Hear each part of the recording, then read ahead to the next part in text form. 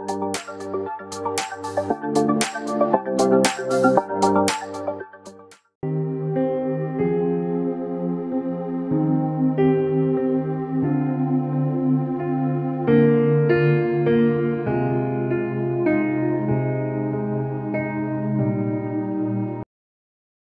Lord. पुन्हा एकदा सर्वांचं मनपूर्वक स्वागत. पास्टर मनोज तोलेरे मिनिस्ट्रीज या यूट्यूब चॅनलमध्ये सर्वांना हॅपी फादर्स डे.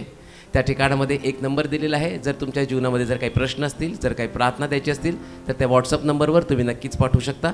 तुमच्या जीवनामध्ये जर काही साक्ष घडली असेल तर ती देखील त्या व्हॉट्सअप नंबरवर तुम्ही पाठवू शकता. तुम्हाला या ठिकाणामध्ये जर यायचं असेल तो नंबर लागला नाही, जर काही प्रार्थना विनंती द्यायची असतील तर या ठिकाणामध्ये मी तुम्हाला 4 नंबर सांगत आहे. त्यातला पहिला नंबर आहे 9860274141. दुसरा नंबर आहे 9850144151. तिसरा नंबर आहे 9730319999 आणि चौथा नंबर आहे 9922882179. हे शिलोह पेंटिकॉस्टल चर्चचे अधिकृत नंबर आहेत. या नंबरवर तुम्ही संपर्क साधू शकता. परमेश्वर अद्भुत कार्य करत आहे. एका बहिणीची इच्छा होती की त्या बहिणीला गर्भ राहत नव्हता आणि बरेच दिवस झाले होते आणि तिने पास्टरांना प्रार्थना करण्यासाठी सांगितलं. पास्टरांनी त्या बहिणीसाठी प्रार्थना केली आणि त्या बहिणीने सांगितलं की खूप दिवस झालं मला तुम्हाला ही साक्ष सांगायची होती, मला सांगता आली नाही. पण त्यांनी सांगितलं की आता त्यांचा मुलगा 2 वर्ष 4 महिन्याचा आहे आणि त्यांनी ही साक्ष आत्ता सांगितली आणि त्यांनी सांगितलं हे सगळं काही घडलेलं आहे ते फक्त पास्टरांच्या प्रार्थनेच्याद्वारे आणि त्यांच्या विश्वासाच्याद्वारे परमेश्वराने अद्भुत कार्य त्या बहिणीच्या जीवनामध्ये केलं. एका बहिणीला गर्भाशयाच्या पिशवीला डॉक्टरांनी सांगितलं होतं की गर्भाशयाच्या पिशवीला तुम्हाला TBचा आजार झालेला आहे आणि डॉक्टर म्हणाले की ते TBचे जे जंतू आहेत तुमच्या गर्भाशयामध्ये ज्यावेळेस गर्भ राहतो त्यावेळेस ते जंतू त्या गर्भाला खाऊन टाकतात. आणि त्या बहिणीला लग्नाला 15 वर्ष झाले होते आणि तरी देखील ह्या प्रॉब्लेममुळे त्या बहिणीला बाळ होत नव्हतं. आणि कोणीतरी त्यांना सांगितलं की पास्टर मनोज तोलेरे यांचं यूट्यूब चॅनल तुम्ही बघा, वचन बघा आणि तुम्ही त्यांना प्रार्थना करण्यासाठी सांगा, नक्कीच तुमच्या जीवनामध्ये कार्य होईल. त्या बहिणीने पास्टरांना फोन केला. पास्टराने त्या बहिणीसाठी प्रार्थना केली आणि प्रार्थना केल्यानंतर त्या बहिणीने साक्ष सांगितली की आता त्या बहिणीला गर्भ राहिलेला आहे आणि डॉक्टरने सांगितलेलं आहे की पोटामधलं बाळ उत्तम, चांगलं आणि सुरक्षित आहे म्हणून आपण सर्व गौरव परमेश्वराला देणार आहोत. एका बहिणीने सांगितलं की तिला 7 महिने पगार देण्यात येत नव्हता. त्या माणसाने तिचा पगार 7 महिने झाला अडवला होता आणि त्या बहिणीने पास्टरांना सांगितलं की पास्टर तुम्ही माझ्यासाठी प्रार्थना करा. आणि पास्टरांनी त्या बहिणीसाठी प्रार्थना केली आणि दुसऱ्याच दिवशी ज्या व्यक्तीने 7 महिन्यापासून तिचा पगार अडवला होता त्यांनी सांगितलं की तुम्ही काही काळजी करू नका, तरी मी तुमचा पगार 2 हप्त्यामध्ये तुमचा 7 महिन्याचा पूर्ण पगार देऊन टाकतो म्हणून आपण सर्व गौरव परमेश्वराला देणार आहोत. आणि ही वेळ आहे परमेश्वराच्या वचनाची.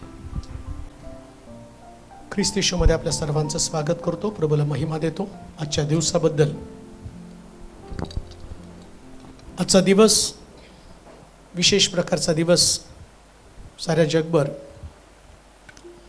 फादर डे किंवा पितृदिन म्हणायला कसं तरी असं वाटतं, ठीक आहे. पितृपक्ष वगैरे असं फादर डे जरा बरं वाटतं.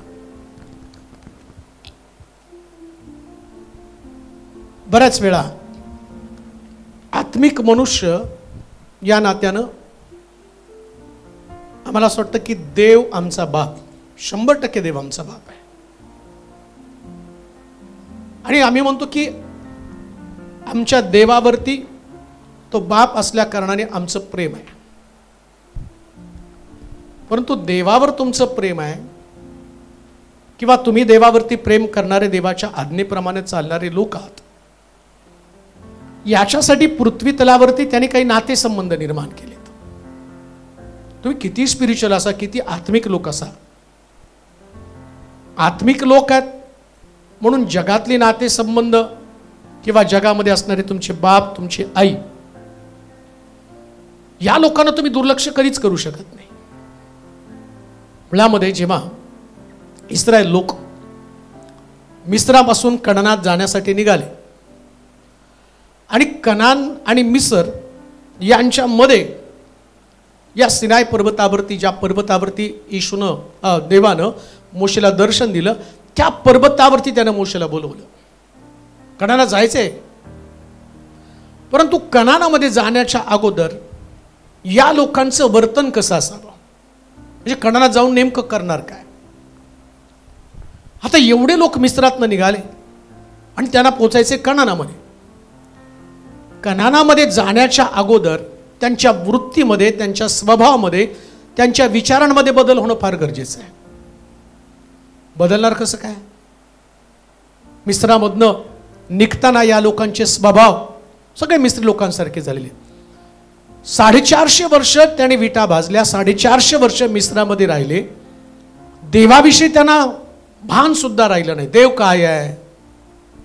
इस्रायल होतो आम्ही, जिवंत देवाची उपासक आहोत, देवाची निर्मिती आहोत, देवाची हस्तकृती आहोत. सगळ्या गोष्टी त्यांच्या डोक्यातनं निघून गेल्या. पण 450 वर्ष विटा भाजण्याचं काम करत असताना एवढे थकून गेले होते, एवढे हरलेले लोक होते. आता प्रभूला यांच्यातलं मिसर काढून त्यांच्यामध्ये कनान स्थापित करण्यासाठी त्यांची रचना करणं आवश्यक होतं, त्यांच्या मध्ये बदल करणं आवश्यक होतं. ते मिस्रातनं डायरेक्ट कनानामध्ये नाही गेले. कसं नेणार आहे कनानामध्ये? त्याला माहिती यांची वृत्ती, यांचा स्वभाव बदलला पाहिजे. कनान म्हणजे दुधामधाचा प्रदेश आहे. प्रभूनं दिलेलं वचन, अभिवचन, वचन दत्त देश, ज्या ठिकाणामध्ये विना कष्टाचं त्यांना सगळं भरपूर मिळणार होतं, तिथं त्यांना न्यायचं आहे. मग आता नेण्याच्या अगोदर त्यांना देवाचं अंतःकरण समजणं फार गरजेचं होतं. नीट ऐका. आम्हाला असं वाटतं की नाही, आमचं देवावरती प्रेम आहे, आमचं देवावरती प्रेम आहे. देव, आता सगळी गाणी आम्ही देवाची ऐकली. ठीक आहे, देवाची मंदिरामध्ये आल्यावर तुम्ही देवाची उपासना करता, पण घरी तर मंदिर नसतं. जेव्हा तुम्ही चर्चमधनं बाहेर पडता त्यास मंदिर नसतं, तिथं तुमची नातेसंबंध असतात. या नातेसंबंधासंबंधीच्या जबाबदाऱ्या पार पाडण्यासाठी मोशेला देवानं डोंगरावरती बोलवलं आणि त्याला 10 आज्ञा दिल्या. कणानात जायचंय. बघा, ते म्हणाल ते जुन्या करारात आहे. नव्या करारामध्ये प्रभू येशू ख्रिस्ताकडे एक तरुण आला आणि त्या तरुणानं येशूला प्रश्न केला, स्वर्ग राज्य मिळावं म्हणून मला काय केलं पाहिजे? तो म्हटला, जाऊन 10 आज्ञा पाळा. कनान स्वर्ग राज्याचं प्रतीक, आणि स्वर्ग राज्यामध्ये जाण्यासाठी तो म्हणतो तुला 10 आज्ञा पाळावे लागतील. डोंगरावरती मोशेला त्यानं 10 आज्ञा दिल्या. येशू ख्रिस्त या तरुणाला तो सांगतो, तुला स्वर्ग राज्य मिळवत तर तुला 10 आज्ञा पाळल्या पाहिजे. बरं, 10 आज्ञामध्ये काय? देवासंबंधानं आणि मानवाच्या व्यवहारासंबंधानं. ह्याच्यामध्ये 10 आज्ञामधले 2 वर्गवारी. पहिल्यांदा सांगितलं देवासंबंधानं, आपला देव परमेश्वर याचं नाव व्यर्थ घेऊ नको, मूर्तीपूजा करू नको, मूर्तीच्या पाया पडू नको. आणि त्या वर्गवारीमध्ये तो म्हणतो आपला बाप व आपली आई याचा सन्मान कर. म्हणजे टॉपवरती देव आहे आणि खाली कोणता आहे? खाली तुमचे बाप आणि तुमची आई. कणानात जायचं तरी पाळलं पाहिजे. आता स्वर्गात तुम्हाला जायचंय, बरं स्वर्गात जाणार कसं काय? चला, मी चर्चला गेलो, 2 गाणे गायले, 4 टाळ्या वाजवल्या, त्यानंतर मी हात वर केले, मी नाचलो, बागडलो, मग चर्चमध्ये. जर तुम्ही तुम्ही चर्चला जाऊ शकता, स्वर्गामध्ये नाही जाऊ शकत. स्वर्गामध्ये पृथ्वी तलावरती तुम्हाला दिलेली नातेसंबंध, कोणते नातेसंबंध? त्याच्यामध्ये देव म्हणतो तू आपला बाप व आपली आई याचा सन्मान कर. प्रथम स्थान ही आज्ञा. देवासंबंधीची आज्ञा तर आहेच. 26 दिवस पवित्रपणे पाळ, देवाचं नाव व्यर्थ घेऊ नकोस, मूर्ती पूजा करू नकोस, आपल्यासाठी कोरीव मूर्ती करू नकोस, तिच्या पाया पडू नकोस. पण जेव्हा देव संपतो तेव्हा येतं खाली आपला बाप व आपली आई याचा सन्मान कर. आणि मला असं वाटतं की मागच्या वेळेस मायवारला पण ते वचन वाचलं होतं, पण परत एकदा ते वाचल्याशिवाय मला बरं नाही वाटणार. मार्काचं शुभवर्तमान 7वा अध्याय 10 ते 13 वचनं. मग मी तुम्हाला त्यातलं आज जो मुख्य भाग बापा संबंधानं, बापाचा कळवळा हा टॉपिक असेल, त्याच्याकडे आपण जाणार आहोत. मार्क 7वा अध्याय 10 ते 13 वचन. कारण मोशेने सांगितले आहे की, मोशेनं सांगितलं आहे की तू आपला बाप व आपली आई यांचा मान राख. आणि जो कोणी आपल्या बापाची किंवा आईची निंदा करतो त्याला देहांत शिक्षा व्हावी. प्रभू येशू ख्रिस्त स्वतः पुन्हा एकदा बापाची किंवा आईची निंदा करणाऱ्याला देहांत शिक्षा द्या म्हणून सांगतोय. कोण बोलतोय? येशू ख्रिस्त. ज्याला सांगितलं एका गालात मारला तर, बंडी मागितली तर, 1 कोस सांगितलं तर, पण तो बापाच्या आई संबंधानं सांगताना काय म्हणतो? कोणी आपल्या बापाची अथवा आईची निंदा करेल त्याला देहांत शिक्षा व्हावी. देहांत शिक्षा व्हावी. परंतु तुम्ही म्हणता, पण तुम्ही म्हणता, जर एखादा आपल्या बापाला अथवा आईला म्हणाला की जे मी तुम्हाला पोषणासाठी द्यावयाचे, ते कुर्बान म्हणजे अर्पण केले आहे, तर तुम्ही त्याला आपल्या बापासाठी किंवा आईसाठी पुढे काही करू देत नाही. अशा प्रकारे तुम्ही आपला संप्रदाय चालू ठेवून देवाचे वचन रद्द करता. दोन संप्रदाय संबंधाने सांगितलेले आहे. एक संप्रदाय असं म्हणतो, या पृथ्वी तलावरती मला माझ्या बापा संबंधानं आई संबंधानं कोणतं कर्तव्य नाही. तो काय संप्रदाय? तो माझा बाप असो माझी आई असो, याच्या संबंधानं माझं काही कर्तव्य नाही. मी काय करेल, जे आई बापाला द्यायचं ते कुर्बान करेल. तो म्हणतो तुम्ही तर देवाचं वचन रद्द करून टाकलेलं आहे. देवाचं वचन रद्द. किती तुम्ही धार्मिक असाव, धार्मिक गोष्टी बोला, आणि लक्षात ठेवा, देवाला धार्मिक गोष्टी बोलणारे बिलकुल आवडत नाही, त्याला कृती करणारे लोक आवडतात. स्वर्ग हा कृती करणाऱ्या लोकांचा स्वर्ग आहे. इथे ऍक्शन असते. नुसतं मी धार्मिक आहे, मी गाणे गायले, मी शास्त्रवाचन केलं, मी चर्चला गेलो, ना तुमचं शास्त्रवाचन, ना तुमचं चर्चला जाणं, ना तुमचं गीत गाणं स्वर्गामध्ये तुम्हाला एंट्री मिळवेल याची एवढी सुद्धा शक्यता तुमच्याकडे नाहीये. मग मिळणार कशी एंट्री? तोला 10 आज्ञा पाळ जाऊन तरुण आला येशूकडे, तोला लहानपणापासून मी ते पाळत आहे. लक्षात घ्या, संस्कार जे आहेत, धार्मिक संस्कार हा दिखावा कधीच नसतो. बाकी सगळा दिखावा. कोणता दिखावा? मी कुर्बान केलं म्हणजे दानधर्म केला, मोठ्या मोठ्या देणग्या तुम्ही, हे दिसणारं दान आहे, हे दिसणार आहे. मोठं दान दिलंय, दिसणारं दान आहे. परंतु इकडं दानापेक्षा सुद्धा सर्वोच्च गोष्ट कोणती असेल तर तो म्हणतो आपल्या बापाचा व आपल्या आईचा सन्मान करणं. लक्षात ठेवा. आता जुन्या करामध्ये जर तुम्ही बघितलं, आई बापाला एवढा मोठा दर्जा दिलाय, येशू ख्रिस्त नव्या करामध्ये म्हणतो, पित्याविरुद्ध बोलला तर क्षमा आहे, पुत्राविरुद्ध बोलला तर क्षमा आहे, पवित्र आत्म्याविरुद्ध बोलला तर क्षमा नाही, असं येशू ख्रिस्ताने सांगितलं. तोच प्रभू येशू ख्रिस्त आई बापा संबंधानं बोलताना काय म्हणतो? कोणी आपल्या बापाची आपल्या आईची निंदा करेल तर त्याला देहांताची शिक्षा देईल, असं मोशेच्या नियमशास्त्रामध्ये सांगितलं. म्हणजे तो उघड रीतीने सांगतो, कदाचित तुम्ही देवाच्या विरोधात बोलला न कळत, देव तुम्हाला क्षमा करेल, ओळखून घेईल, जाऊ द्या, हे चुकणार आहे, भोगणारा व्यक्ती आहे तो. कदाचित तुम्ही येशू विरुद्ध बोलला, काही काळापुरतं माहीत नसल्या कारणानं तुम्हाला क्षमा होईल. आई बापा संबंधानं काय? कोणी आपल्या बापाची आपल्या आईची निंदा, शिवीगाळ तर लांबचीच गोष्ट हो, निंदा म्हणजे आई वडिलांच्या मागे काहीतरी बोलणं, ही जी गोष्ट आहे, ही गोष्ट बोलली तर त्याला दगडानं ठेचून देहांताची शिक्षा द्या म्हणून सांगितलेलं आहे. का देहांताची शिक्षा देण्यासाठी सांगितलंय? का प्रभू एवढं कठीण अंतःकरण या पित्या संबंधानं किंवा माता संबंधानं तो आपल्या लेकरांना असे का संस्कार देत आहे? काय धारणा आहे प्रभूची? लक्षात ठेवा, तुमचं स्वर्ग राज्य हे पृथ्वी तलावर धार्मिक संस्काराने कधीच मिळणार नाही. धार्मिक संस्कार का? धार्मिक संस्कार म्हणतात, आम्हाला धार्मिक संस्कार कोणते केले जातात? चर्चला जायचं हा धार्मिक संस्कार आहे, बायबल वाचायचं हा धार्मिक संस्कार आहे. पण बायबल वाचन आणि चर्चला जाणं या संस्कारानं तुम्हाला कधी स्वर्ग राज्य मिळणार नाही. मग कोणाला स्वर्ग राज्य मिळणार आहे? मला प्रभूजी प्रभूजी म्हणणाऱ्या प्रत्येकाचा प्रवेश स्वर्गाच्या राज्यात होईलच असं नाही. मग कोणाचा होईल? जे माझ्या पित्याच्या इच्छेप्रमाणे वागतात त्यांचाच प्रवेश स्वर्गाच्या राज्यामध्ये. मग पित्याची इच्छा काय? तो आपला बाप व आपल्या याचा सन्मान कर. Respect your parents. आपल्या बापाचा आपल्या आईचा सन्मान करावा लागेल. परतफेड तर नक्की होणारच आहे, परतफेड तर नक्की होणार आहे. काय देवाने एक चक्र बनवून ठेवले बघा या सृष्टीचं. लेकरं जन्माला आल्यानंतर आई वडील सगळं विसरतात, बाप सगळं विसरतो. त्याचं उठल्यापासून रात्री झोपेपर्यंत त्याच्या डोक्यात एक मिशन असतं, एक विजन असतं. त्याचं काय मिशन असतं? तो माझा मुलगा मला मोठा करायचा आहे, याला सगळं मिळून द्यायचं आहे मला.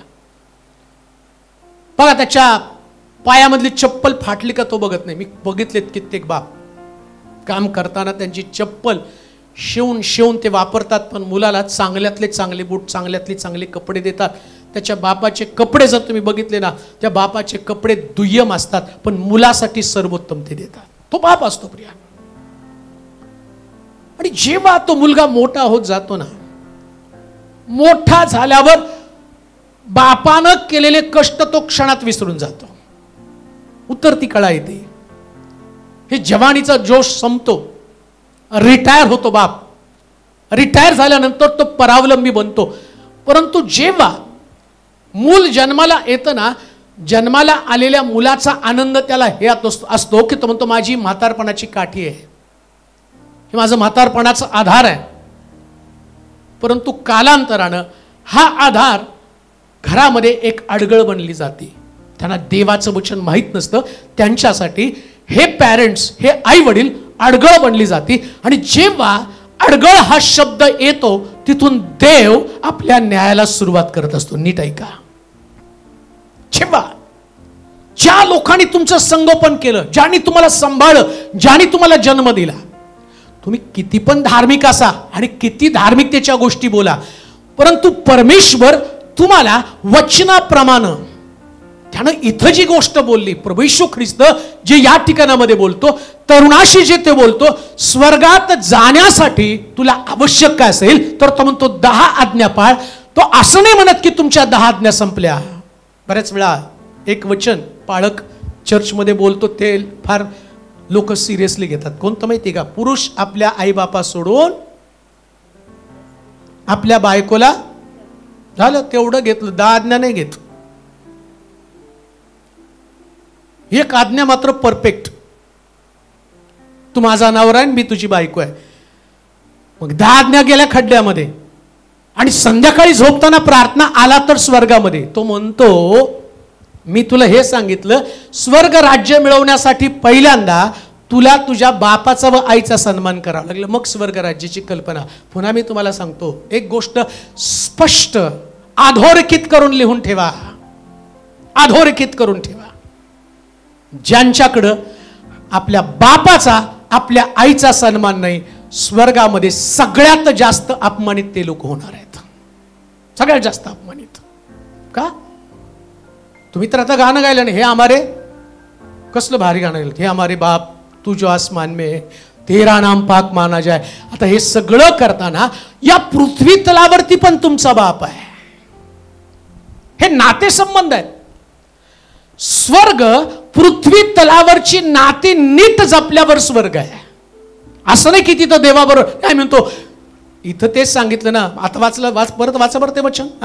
कारण मोशेने सांगितले आहे, मोशेने सांगितलं आहे की तू आपला बाप व आपली आई, तू आपला बाप व आपली आई यांचा मान राख. यांचा काय राख? मान राख. मान राख. आणि जो कोणी आपल्या बापाची किंवा आईची निंदा करतो त्याला देहांत शिक्षा व्हावी. येशूनं सांगितलं पहिल्यांदा तुम्हाला तुमच्या आई बापाचा काय राखला पाहिजे. म्हणजे काय मान राखायचं? म्हणजे एक साडी मायवारला, फादर डेला काहीतरी चांगलं. मला सूरज पास्टर उद्या फादर डे आहे, मी तुम्हाला, माझी इच्छा आहे की तुम्हाला पुष्पगुच्छ द्यावा. काय म्हटलं ते? बुके, बुक्या दे पण बुके देऊ नको म्हटलं बाबा. का माहिती का? अहो एका बुकेने होत नसतं काय. रिस्पेक्ट असतो, आदर. देव म्हणतो मी तुमचा बाप आहे, माझा आदर कुठे आहे? देवाला सुद्धा बाप या नात्यानं आदर लागतो. मला तुम्हाला सांगू द्या, एक दिवसापुरता कुठला फादर डे, मुळात हा डेच मी कधी मानत नाही, पण आता आलाय, तुम्ही करताय, तुम्हाला मजा वाटते, म्हणून मला सांगायला त्या निमित्तानं बापासंबंधीचं कर्तव्य वर्षभर तर काय सांगता येत नाही, त्या निमित्तानं एक संदेश त्याच्यावरती द्यावा या उद्देशानं. आई बापाचा दिवस नसतो, वर्ष असतात. वर्ष त्यांच्या मालकीचे असतात. वर्षभर तुम्हाला हे पाळावं लागतं. तुम्हाला रिस्पेक्ट द्यायलाच पाहिजे. एक दिवसापुरतं काही नसतं हो. एक दिवसापुरता तुम्ही मला बुके द्याल, एक दिवसापुरता तुम्ही माझा सन्मान कराल, आणि त्याच्यानंतर बाकीचे दिवस मी सांगतो त्याकडे तुम्ही लक्ष देणारच नाही. मला काय तुमच्या बुकेची गरज आहे? काय तुमच्या बुकेचा मला फायदा होणार आहे? हीच गोष्ट आहे.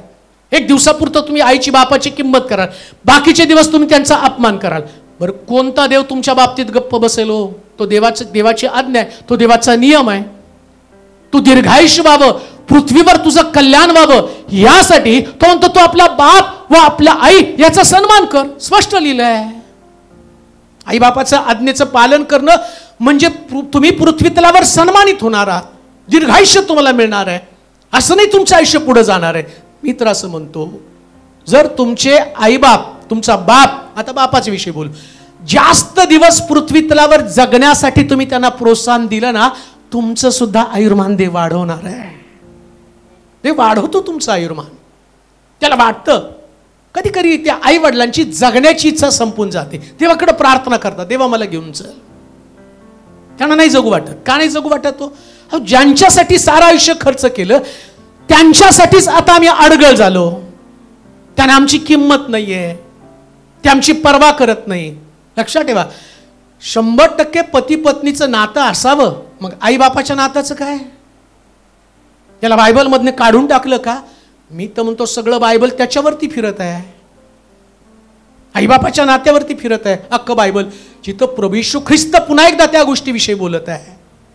मग का तो तसं करतो? आज जी गोष्ट मी पाहणार आहे, बापाचा कळवळा. आजपर्यंत तुम्ही आई संबंधानं पुष्कळ पाहिलं. बापाचा कळवळा. लुकाचा शुभवर्तमान 15 अध्याय 11 पासून काही वचन वाचूया. लुकाचा शुभवर्तमान 15 अध्याय 11 पासून. उदळ्या मुलगा व त्याचा वडील भाऊ. आणखी तो म्हणाला, कोणा एका मनुष्याला 2 मुलगे होते. कोणा एका मनुष्याला 2 मुलगे होते. त्यापैकी धाकटा बापाला म्हणाला, बाबा बाबा मालमत्तेचा माझा वाटा मला द्या. मालमत्तेचा माझा वाटा मला द्या. तेव्हा त्याने आपल्या मिळकतीची त्यांच्यात वाटणी केली. मग फार दिवस झाले नाही, तोच धाकटा मुलगा सर्व काही जमा करून दूरदेशी निघून गेला. आणि तेथे त्याने चैनबाजी करून आपली मालमत्ता उधळून टाकली. त्याने आपले सर्व खर्चून टाकल्यावर त्या देशात मोठा दुष्काळ पडला. तेव्हा त्याला अडचण पडू लागली. आता एक मुद्दा पहिल्यांदा पाहूया. त्याच्यामध्ये जवळजवळ 5 ते 7 मुद्दे आहेत, परंतु एक मुद्दा पण पाहूया. का बापाला देवानं एवढा मोठा दर्जा दिला? का पॅरेंट्स आईवार संबंधाने? लक्षात ठेवा, शास्त्रामध्ये 2 गोष्टी सांगितलेल्या आहेत. आपला बाप व आपली आई दोघांना एकत्र त्यानं करून ठेवलेलं आहे. नुसतं बापच नाही, तो आपला बाप व आपली आई. निर्गमाचं पुस्तक 20 अध्याय तुम्ही जर वाचलं मग तुम्हाला ते समजेल. मी दोघांना कॉमन धरून चालणार आहे याच्यामध्ये. 20 अध्याय. आपल्या बापाचा व आपल्या आईचा मान राख. म्हणजे जो देश तुझा देव परमेश्वर तुला देत आहे, त्यात तू चिरकाल राहशील. स्वर्गा संबंधानं कनान देश आणि स्वर्ग या 2 गोष्टी एकत्र आहेत. कनान म्हणजे स्वर्ग राज्य, आणि स्वर्ग राज्यात जायचं, तिथं तुम्ही कायम राहायचं. नीट ऐका, कान देऊ नाही का? बरेच संदेश तुम्ही ऐकता, त्या काही आशीर्वादित संदेश झाला म्हणजे काय? याच्यामध्ये काहीतरी आम्हाला नोकरी मिळाली, आरोग्य मिळालं, अमक झालं. तर अहो सगळ्या गोष्टी, नोकरी पृथ्वी तलावर, बायको पृथ्वी तलावर, लेकरं पृथ्वी तलावर. एक साक्ष मी ऐकली, एका बहिणीनं पाठवली ती साक्ष. 8 का 10 15 वर्ष काहीतरी लग्न होऊन झालं. प्रार्थना करत होते की देवा लेकरू दे. गर्भ राहत होता, टीबीचे जंतू येत होते, गर्भ खात होते. कित्येक वेळा प्रेग्नंट राहिली, कित्येक वेळा तो गर्भ खाऊन गेला. करणार काय? हा गर्भ धारण होतच नाही. तिला कळलं अशी कुठेतरी प्रार्थना केली जाते. प्रार्थना केल्यावरती देव त्या गर्भाला पुन्हा एकदा स्थापित करतो आणि गर्भधारण होतं. अर्थात तिने प्रार्थना करायला लावली. प्रार्थना केल्याबरोबर देवानं काय केलं? त्या टीबीच्या जंतूलाच मारून टाकलं की त्यांनी ते खाऊ नये. आणि टीबीचे जंतू मरून गेले, आणि मरून गेल्यावर तिला गर्भधारण राहिलं. आता लेकरू झालं.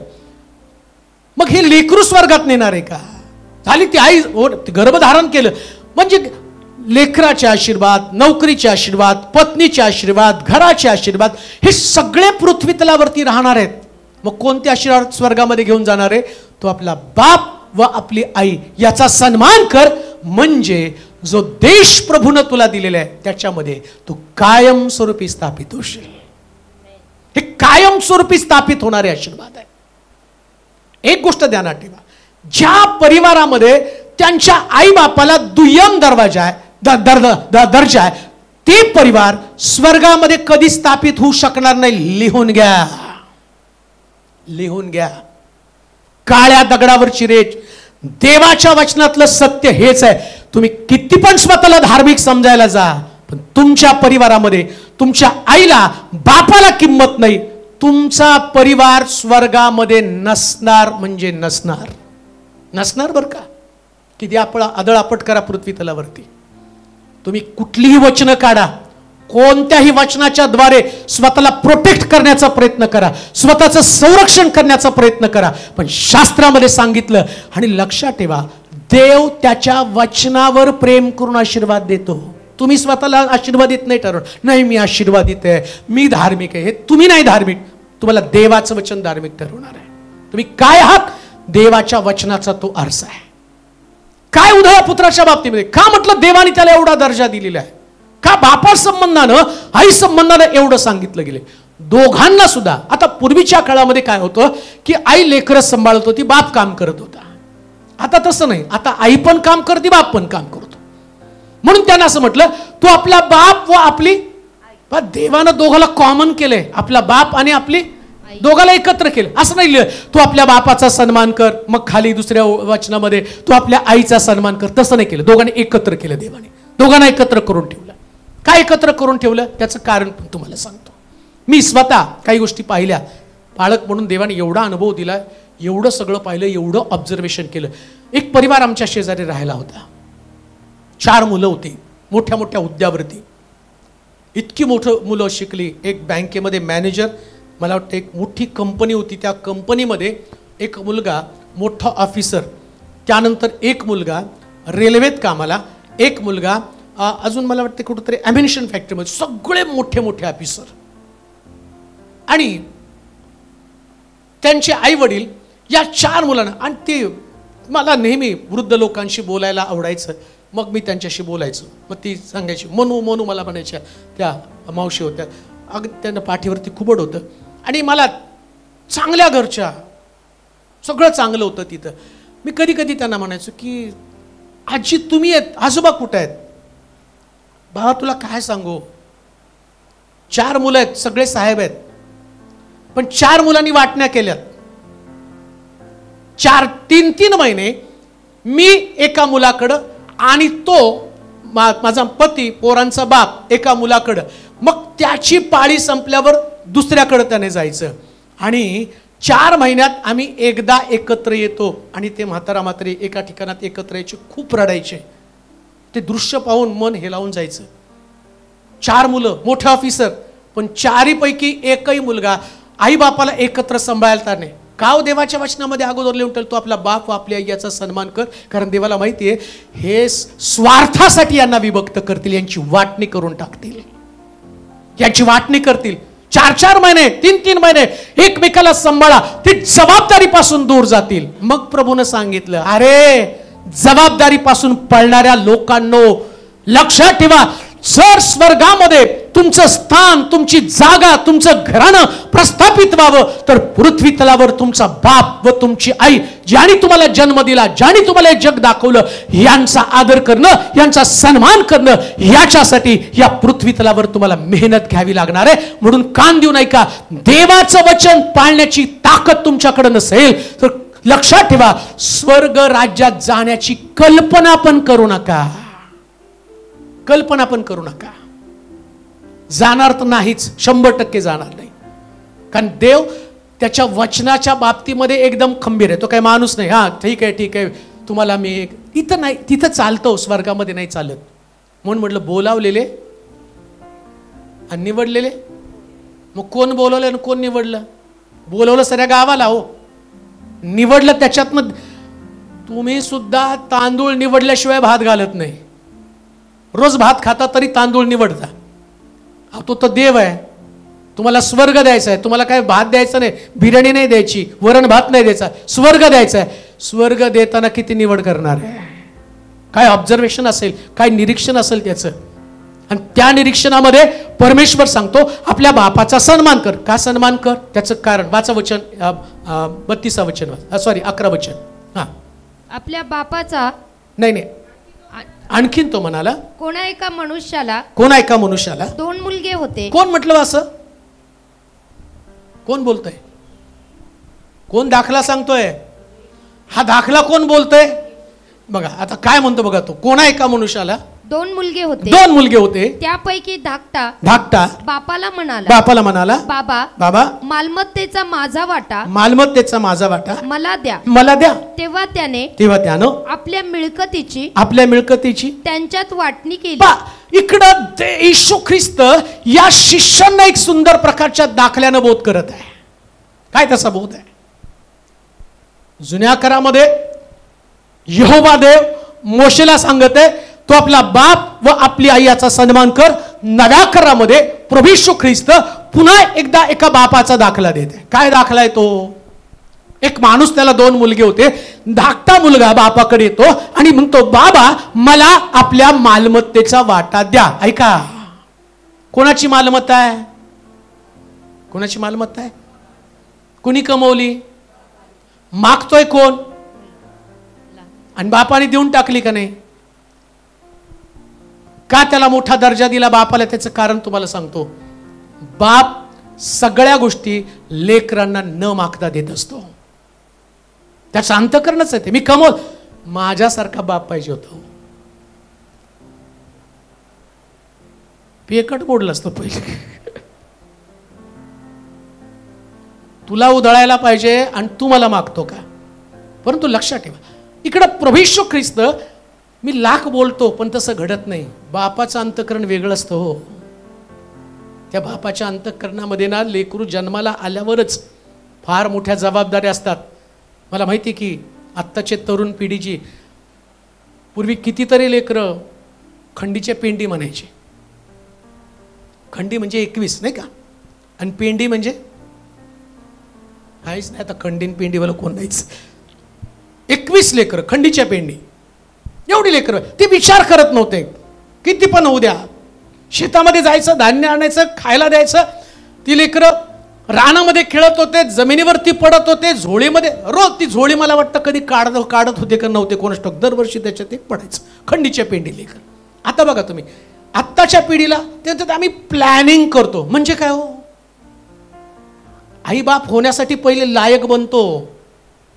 आम्हाला त्यांच्या जबाबदाऱ्या पेलवता येतील का नाही याच्यासाठी पहिल्यांदा मी लायक बनतो. आत्ताच्या आणि तेव्हाच्या आई वडिलांमध्ये फरक काय माहिती का? आई वडील लेकरं झाल्यावर आपोआप जबाबदाऱ्या घेत होते. आता जबाबदारी स्वीकारताना सुद्धा विचार केला जातो. म्हणून त्या आई वडिलांसंबंधानं देव सांगतो, अरे तो एक बाप होता, त्याला माहितीये या लेकराला मी जन्माला घातलं, याचं पालन पोषण करणं, याचा आनंद पूर्ण करणं, याला काय लागतं देणं ते माझं कर्तव्य आहे. म्हणून मुलगा बापाकडे आला आणि बापासमोर उभा राहिला आणि म्हणला, बाबा आपल्या संपत्तीचा अर्धा वाटा मला द्या. लक्षात ठेवा, तो जो बाप आहे तो खरंच बाप आहे. या बापानं मुलाच्या आनंदासाठी त्यानं आयुष्यभर केलेलं कष्ट, काबाड कष्ट करून मिळवलेली संपत्ती, या संपत्तीचा थोडा सुद्धा विचार न करता आपल्या मुलाच्या आनंदासाठी, आपल्या मुलाच्या सुखासाठी एका क्षणात तो निर्णय घेतो, सर माझ्या मुलाचा आनंद संपत्ती आहे. अरे मी ही संपत्ती माझ्या सुखासाठी नव्हे, माझ्या मुलाच्या सुखासाठी कमवली. आज त्याला वाटतं ही संपत्ती घेऊन जावं, माझा मुलगा मला मागतो. पित्याचं अंतःकरण लक्षात घ्या. पित्याच्या अंतःकरणात कधी संपत्ती नसती. पित्याच्या अंतःकरणामध्ये लेकरं ही त्याची संपत्ती असते. तुम्ही संपत्तीवर प्रेम करता, पण तुमचा बाप तुमच्यावर प्रेम करत असतो. आणि म्हणून त्या बापा संबंधानं म्हटलं, तू आपला बाप व आपली आई याचा सन्मान कर. कारण तुम्ही त्यांच्यासाठी संपत्ती आहे. तुम्ही आणि तुमची लेकरं आणि तुमचा बाप त्या लेकरांना आपल्या संपत्तीप्रमाणे जतन करत असतो. म्हणून शास्त्र सांगतं, त्यानं लेकराचा आनंद मुलाच्या आनंदामध्ये धन्यता मानली. धन्य ते बाप, धन्य ते आई वडील. तुम्हाला माहित नाही तुमच्या शिक्षणासाठी किती खर्च येतो. तुम्हाला कल्पना नाही तुमच्या कपड्यांसाठी किती खर्च येतो. आणि तुम्हाला हे पण माहित नाही याची प्रोव्हिजन ते कसे करत असतात, कशी तजवीज करतात, ते कसं पोट मारतात, कशा पद्धतीनं तुमच्या तरतुदीसाठी ते रात्र आणि दिवस घाम गाळत असतात. नाही कल्पना आहे तुम्हाला. तुम्हाला जगणं माहिती आहे आणि बापाला तुम्हाला जगवणं माहिती असतं. तुम्हाला फक्त जगणं माहिती असतं. तुम्ही जिवंत आहात कसं तुम्हाला जिवंत ठेवलं, कशा पद्धतीनं ते धडपड करतात. एक गोष्ट तुम्हाला सांगू का, तुम्हाला कोणासमोर हात पसरायला लागू नये नाही म्हणून बाप खूप लोकांसमोर हात पसरत असतो. आणि तो हात पसरत असताना ना लेकरांना त्यापासून अलिप्त ठेवतो, दाखवत नाही. त्याला वाटतं की माझा मुलगा, याच्यामुळं त्याच्या मनामध्ये खिन्नता येऊ नये, डिप्रेशन येऊ नये, सगळ्या गोष्टीची प्रोव्हिजन तो करत असतो. उधळ्या पुत्राच्या बाबतीमध्ये हेच आहे. त्याच्या बापाला माहिती होतं बरं का, त्यानं जग पाहिलं होतं, जग किती भयानक आहे. या भयानक जगामध्ये हा मुलगा जाईल आणि गेल्यानंतर याची संपत्ती काढून घेईल. एक गोष्ट मी तुम्हाला सांगतो, बापाला असंच तो केस त्याची पांढरी झालेले नसतात. जो अनुभव तुमच्याकडे येणार आहे ना, तो अनुभव बापाने अगोदर घेतलेला असतो, तो त्या वाटेनं गेलेला असतो. आणि त्याला माहिती आहे पुढचे धोके काय, उधळ्या पुत्राचं काय होणार हे त्याच्या बापाला माहिती होतं. म्हणून शास्त्रात लिहिलं, बाप आपल्या मुलाकडे डोळे लावून बसला होता. का डोळे लावून बसला होता? त्याला माहिती आहे एक दिवस सगळं संपल्यावर तो परत माझ्याकडे येणार आहे. म्हणून म्हटलं आपल्या बापाची शिस्त मोडू नकोस, आपल्या बापाचे संस्कार तू कधी मोडू नकोस. पवित्र शास्त्र सांगतं की आम्ही नेहमी या गोष्टींकडे आमचं काम का लक्ष लावणं फार गरजेचं आहे. काय केलं त्यानं? नीतिसूत्राचं पुस्तक 15 अध्याय 20 वचन वाचा म्हणजे तुम्हाला समजेल. हा, शहाणा मुलगा बापाला आनंदवितो, शहाणा मुलगा बापाला आनंदवितो. मूर्ख मनुष्य आपल्या आईला तुच्छ मानतो, आपल्या आईला तुच्छ मानतो. बुद्धिहीन इसम, बस. शहाणा मुलगा काय करतो? बापाला आनंदवितो. म्हणजे ज्यांचा बाप आनंदी ती मुलं कशी आहेत, आणि ज्यांचा बाप दुःखी ती मुलं कशी आहेत? आता तोंड बंद. शहाण्याच्या विरुद्धात काय? विरुद्धार्थाचे शब्द खेळू आता आपण. शहाण्याच्या विरुद्ध, अरे शाळेत गेलता का नाही? शहाण्याच्या विरुद्ध वेडा, मूर्ख नको. शहाण्याच्या विरुद्ध वेडा. आम्ही म्हणतो ना शहाणा का वेडायस? मूर्ख नाही. मूर्ख एकदम साधा शब्द झाला, ते कुणालाही कॉमन बोललं जातं. वेडा. ज्याचा बाप दुःखी तो मुलगा वेडा. वेडा म्हणजे काय? बुद्धिभ्रष्ट झालेली. हो, वेडा प्रकार काय? ज्याला बुद्धी नाही. आता बुद्धी नाही म्हणजे नेमकं वचन माहिती आहे हो, पण त्याच्याप्रमाणे अनुसरणच करायचं नाही, बाकीच्या गोष्टी सांगत बसायचं. यो त्यो त्यो त्यो. अरे यो त्यो करू नकोस. साधी गोष्ट आहे, आपल्या बापाला आनंदी ठेव. उधळ्या पुत्राच्या बापानं मालमत्ता देऊन टाकली, पण त्याचा बाप दुःखी झाला. हो, त्याचा बाप दुःखी झाला. कशानं? हा मुलगा जगामध्ये जाऊन आपल्या संपत्तीची वाट लावून टाकणार आहे. आणि त्याला हे पण माहिती होतं. त्याला उधळ्या पुत्राचा बाप ह्या जो दाखला आहे ना, या दाखल्यामध्ये अनेक आत्मिक जगिक सगळे नातेसंबंध आणि त्या नातेसंबंधामध्ये असणारं उणिवा, या सगळ्या गोष्टी त्याच्यामध्ये दाखवलेल्या आहे. नात्याचा भारदस्तपणा आणि नात्याचा पोकळपणा सगळं दाखवलेलं आहे. बाप आहे, मुलगा आहे, भाऊ आहे, सगळी नाती त्याच्यामध्ये. पण नात्यांचा पोकळपणा पण उघडा पडला.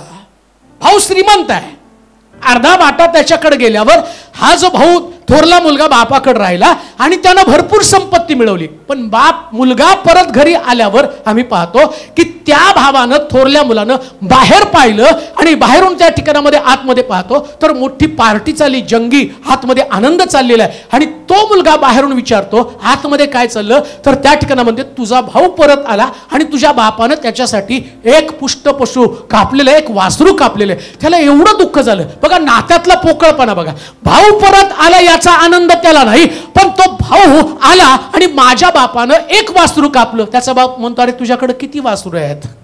काय नात्याचा पोकळपणा आहे. कसली नाती आहे जगामधली. बाप का श्रेष्ठ आहे त्याचं कारण मी तुम्हाला सांगतो. त्याच्या बापानं त्यानं मिळालेली संपत्ती त्या मुलाला देऊन टाकली. हे बापाचं मोठेपण आहे. लक्षात ठेवा, या पृथ्वी तलावर जी पण संपत्ती तुमच्या बापानं तुमच्यासाठी मिळवत आहे ना, हे मिळवत असताना त्याचे दिवसभराचे कष्ट, तुम्हाला वाटतं का इस्रायलाच्या रक्षकाला झोप लागत नाही, तो डुलकी घेत नाही, मग देव जागा राहून बापाची पळापळ बघतो, सकाळी उठल्यावर कामाला पळणं, उन्हामध्ये काम करणं, घरी येताना सायकल चालवत चालवत येतो आणि दमलेला असतो, त्याची पाठ दाबणारं कोण नसतं, सकाळी उठून पुन्हा डबा घेऊन जातो, पुन्हा काम करतो, 8 तासाच्या ऐवजी 12 तास काम, कधी 15 तास काम, कधी ओव्हर टाईम तो करतो, कधी, आणि त्या आजारी असताना गोळ्या खाऊन डोक्याला, मी सोलापुरातली परिस्थिती बघितली, मला कौतुक वाटतं सोलापूरच्या लोकांचं.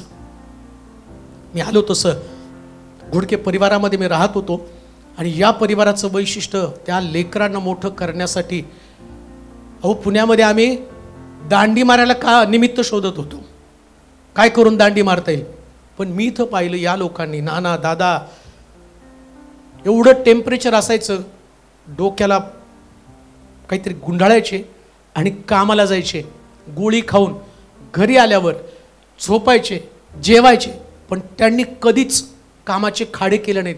मी पाहिलं कसे बाप आहेत, त्या बापांनी आपल्या लेकरांना वाढवताना त्यावेळेस मला कळलं, बाप होणं साधी गोष्ट नाही का, एवढं खस्ता खाव्या लागतात, एवढं कष्ट करावं लागतं. आणि मग तुम्ही विचार करा, या बापाचं बाप पण देव स्वर्गामधनं पाहत नाही का?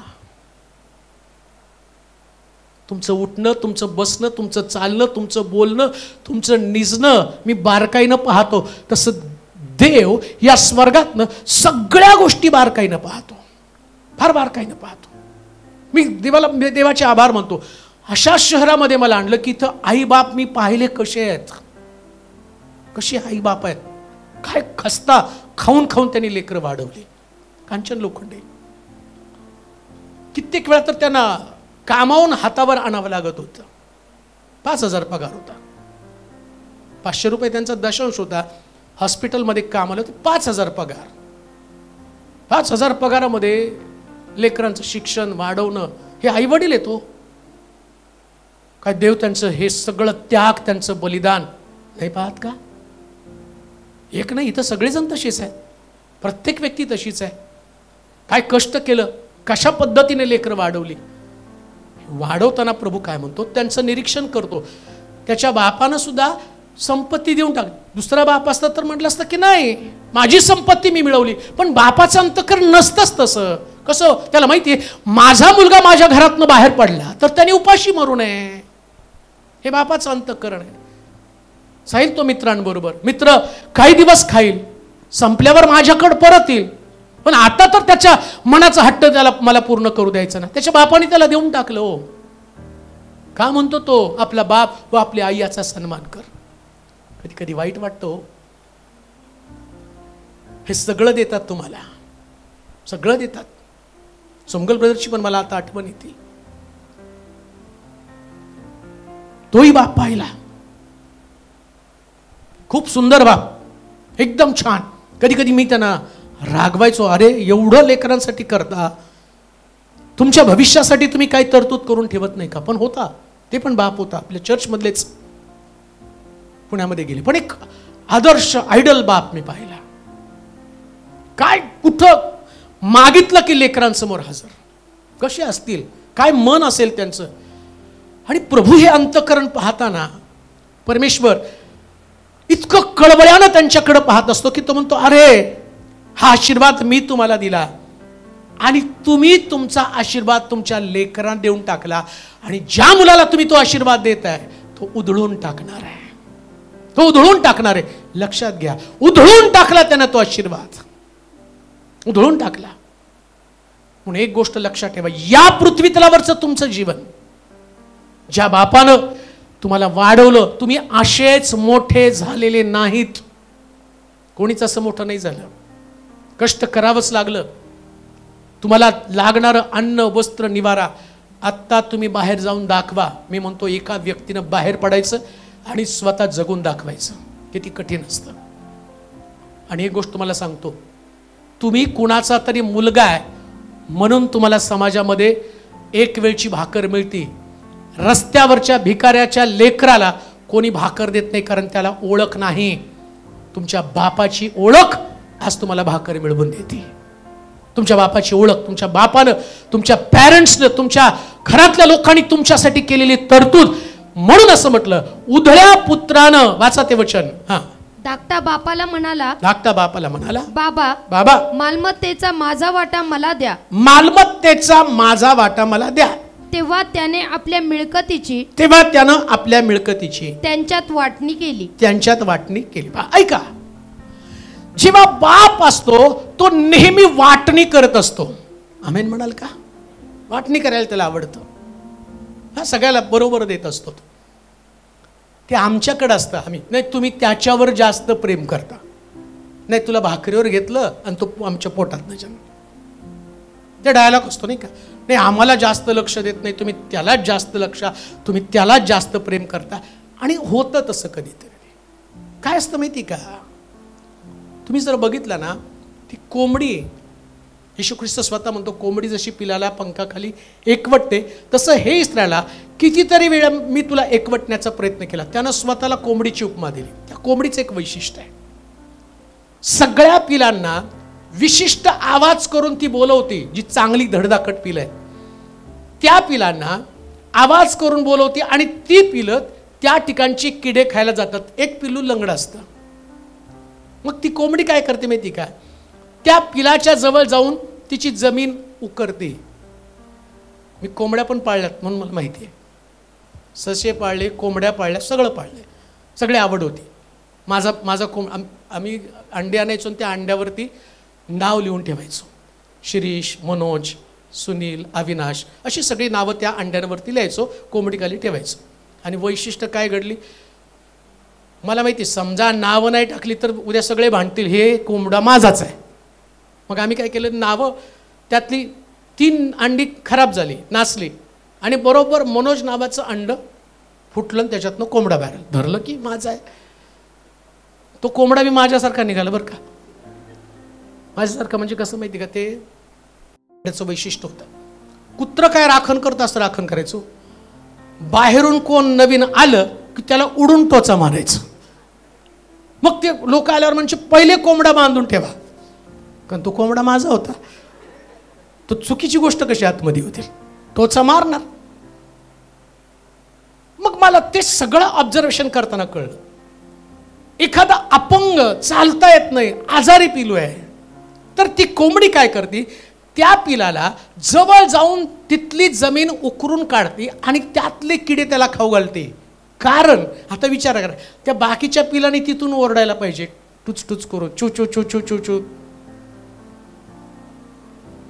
त्याच्यावर जास्त प्रेम आहे, चू चू चू चू, त्याला उकरून दिलं, आम्हाला नाही दिलं, चू चू चू चू.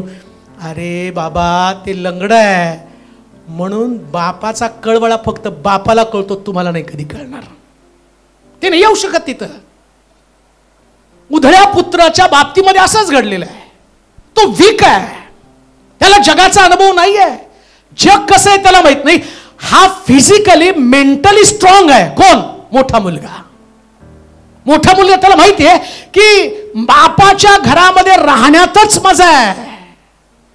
बाहेरचं जग त्यांनी पाहिलं, बाहेरच्या जगापेक्षा त्यांनी आपल्या बापावरती विश्वास ठेवला आणि बापानं आपल्या बापत्वावर विश्वास ठेवला. बापत्व किंवा पितृत्व असं म्हणेल, पितृत्व, त्याचं पितृत्व आहे. कोणतं पितृत्व?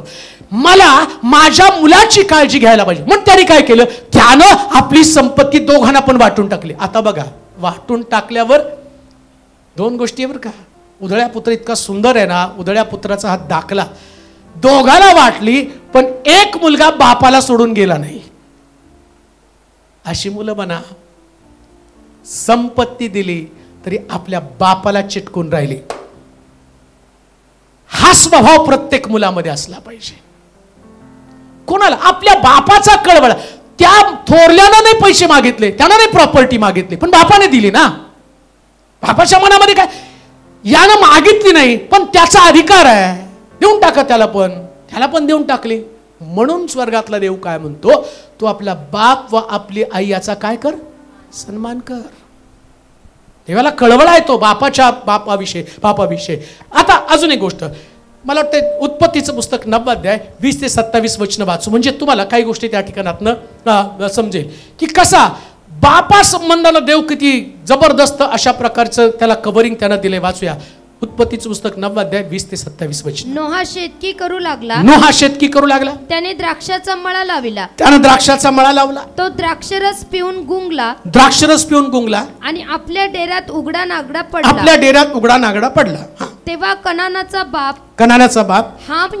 हाम यानं आपल्या बापाची नग्नावस्था पाहून आपले दोघे भाऊ बाहेर होते त्यास हे कळवले.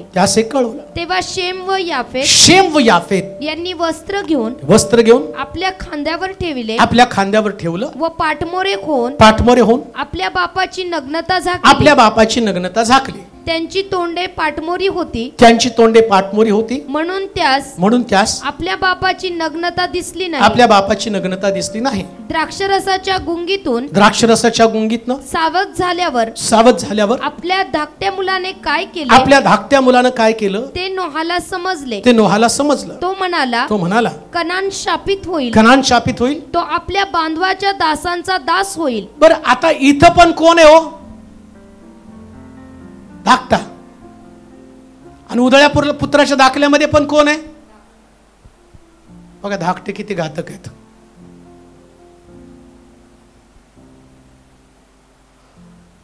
धाकटा आपल्या संपत्तीचा वाटा घेतला, उधळून आला. नोहानं शेती केली. कोणी शेती केली? द्राक्षीच्या बागा कोणी लावल्या? द्राक्षरस कोण पिला? मग याचं काय गेलं धाकट्याचं? कमवलं कोणी? बापाने. उधळलं कोणी? तो याचा संबंध आहे हो असं लिहिलं. नोहा तारवाच्या बाहेर आला. त्यानं द्राक्षाचे मळे लावले आणि द्राक्षाचे मळे उगवल्यावर आम्ही पाहतो की त्याने द्राक्षरस पिला आणि तो नग्नावस्थेमध्ये पडला. बरं, आता प्रश्न उपस्थित होतो, अख्ख्या पृथ्वी तलावरती नोहा एकटा नीतिमान असं लिहिले शास्त्रामध्ये. त्याच्यासारखा दुसरा नीतिमान कोणी नव्हता. इकडं नोहा तारवातनं बाहेर पडला आणि द्राक्षरस पिला, मस्त झाला आणि तो त्या ठिकाणात उघडा नागडा पडला. हे पाप नाही का? तुम्हाला काय वाटतं? पाप आहे का नाही?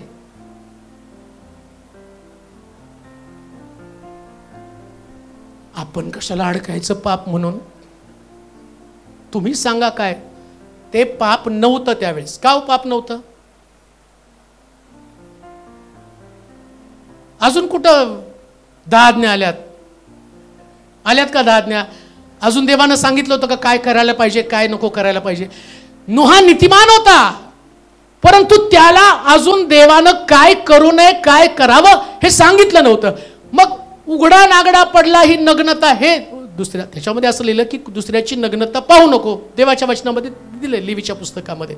आणि इकडे आम्ही पाहतो की या हामानं काय केलं? धाकट्या मुलानं जाऊन आपल्या बापाची नग्नता सगळ्याला सांगितली आणि दोघं मुलं आले, त्या मुलांनी त्याची नग्नता झाकली. मग हे पाप कसं काय ठरलं? ते पाप तुम्हाला सांगतो.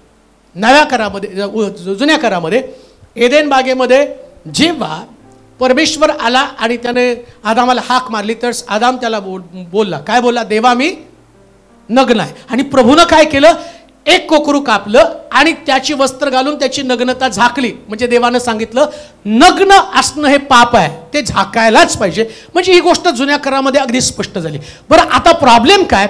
इकडं बाप उघडा पडला, हे पाहिलं कोणी? हामानं पाहिलं. आणि हामानं काय केलं? आपल्या बापाचं जाऊन सगळ्या त्या दोन्ही भावाला सांगितलं. आता बघा, मुलंच आहेत बरं का.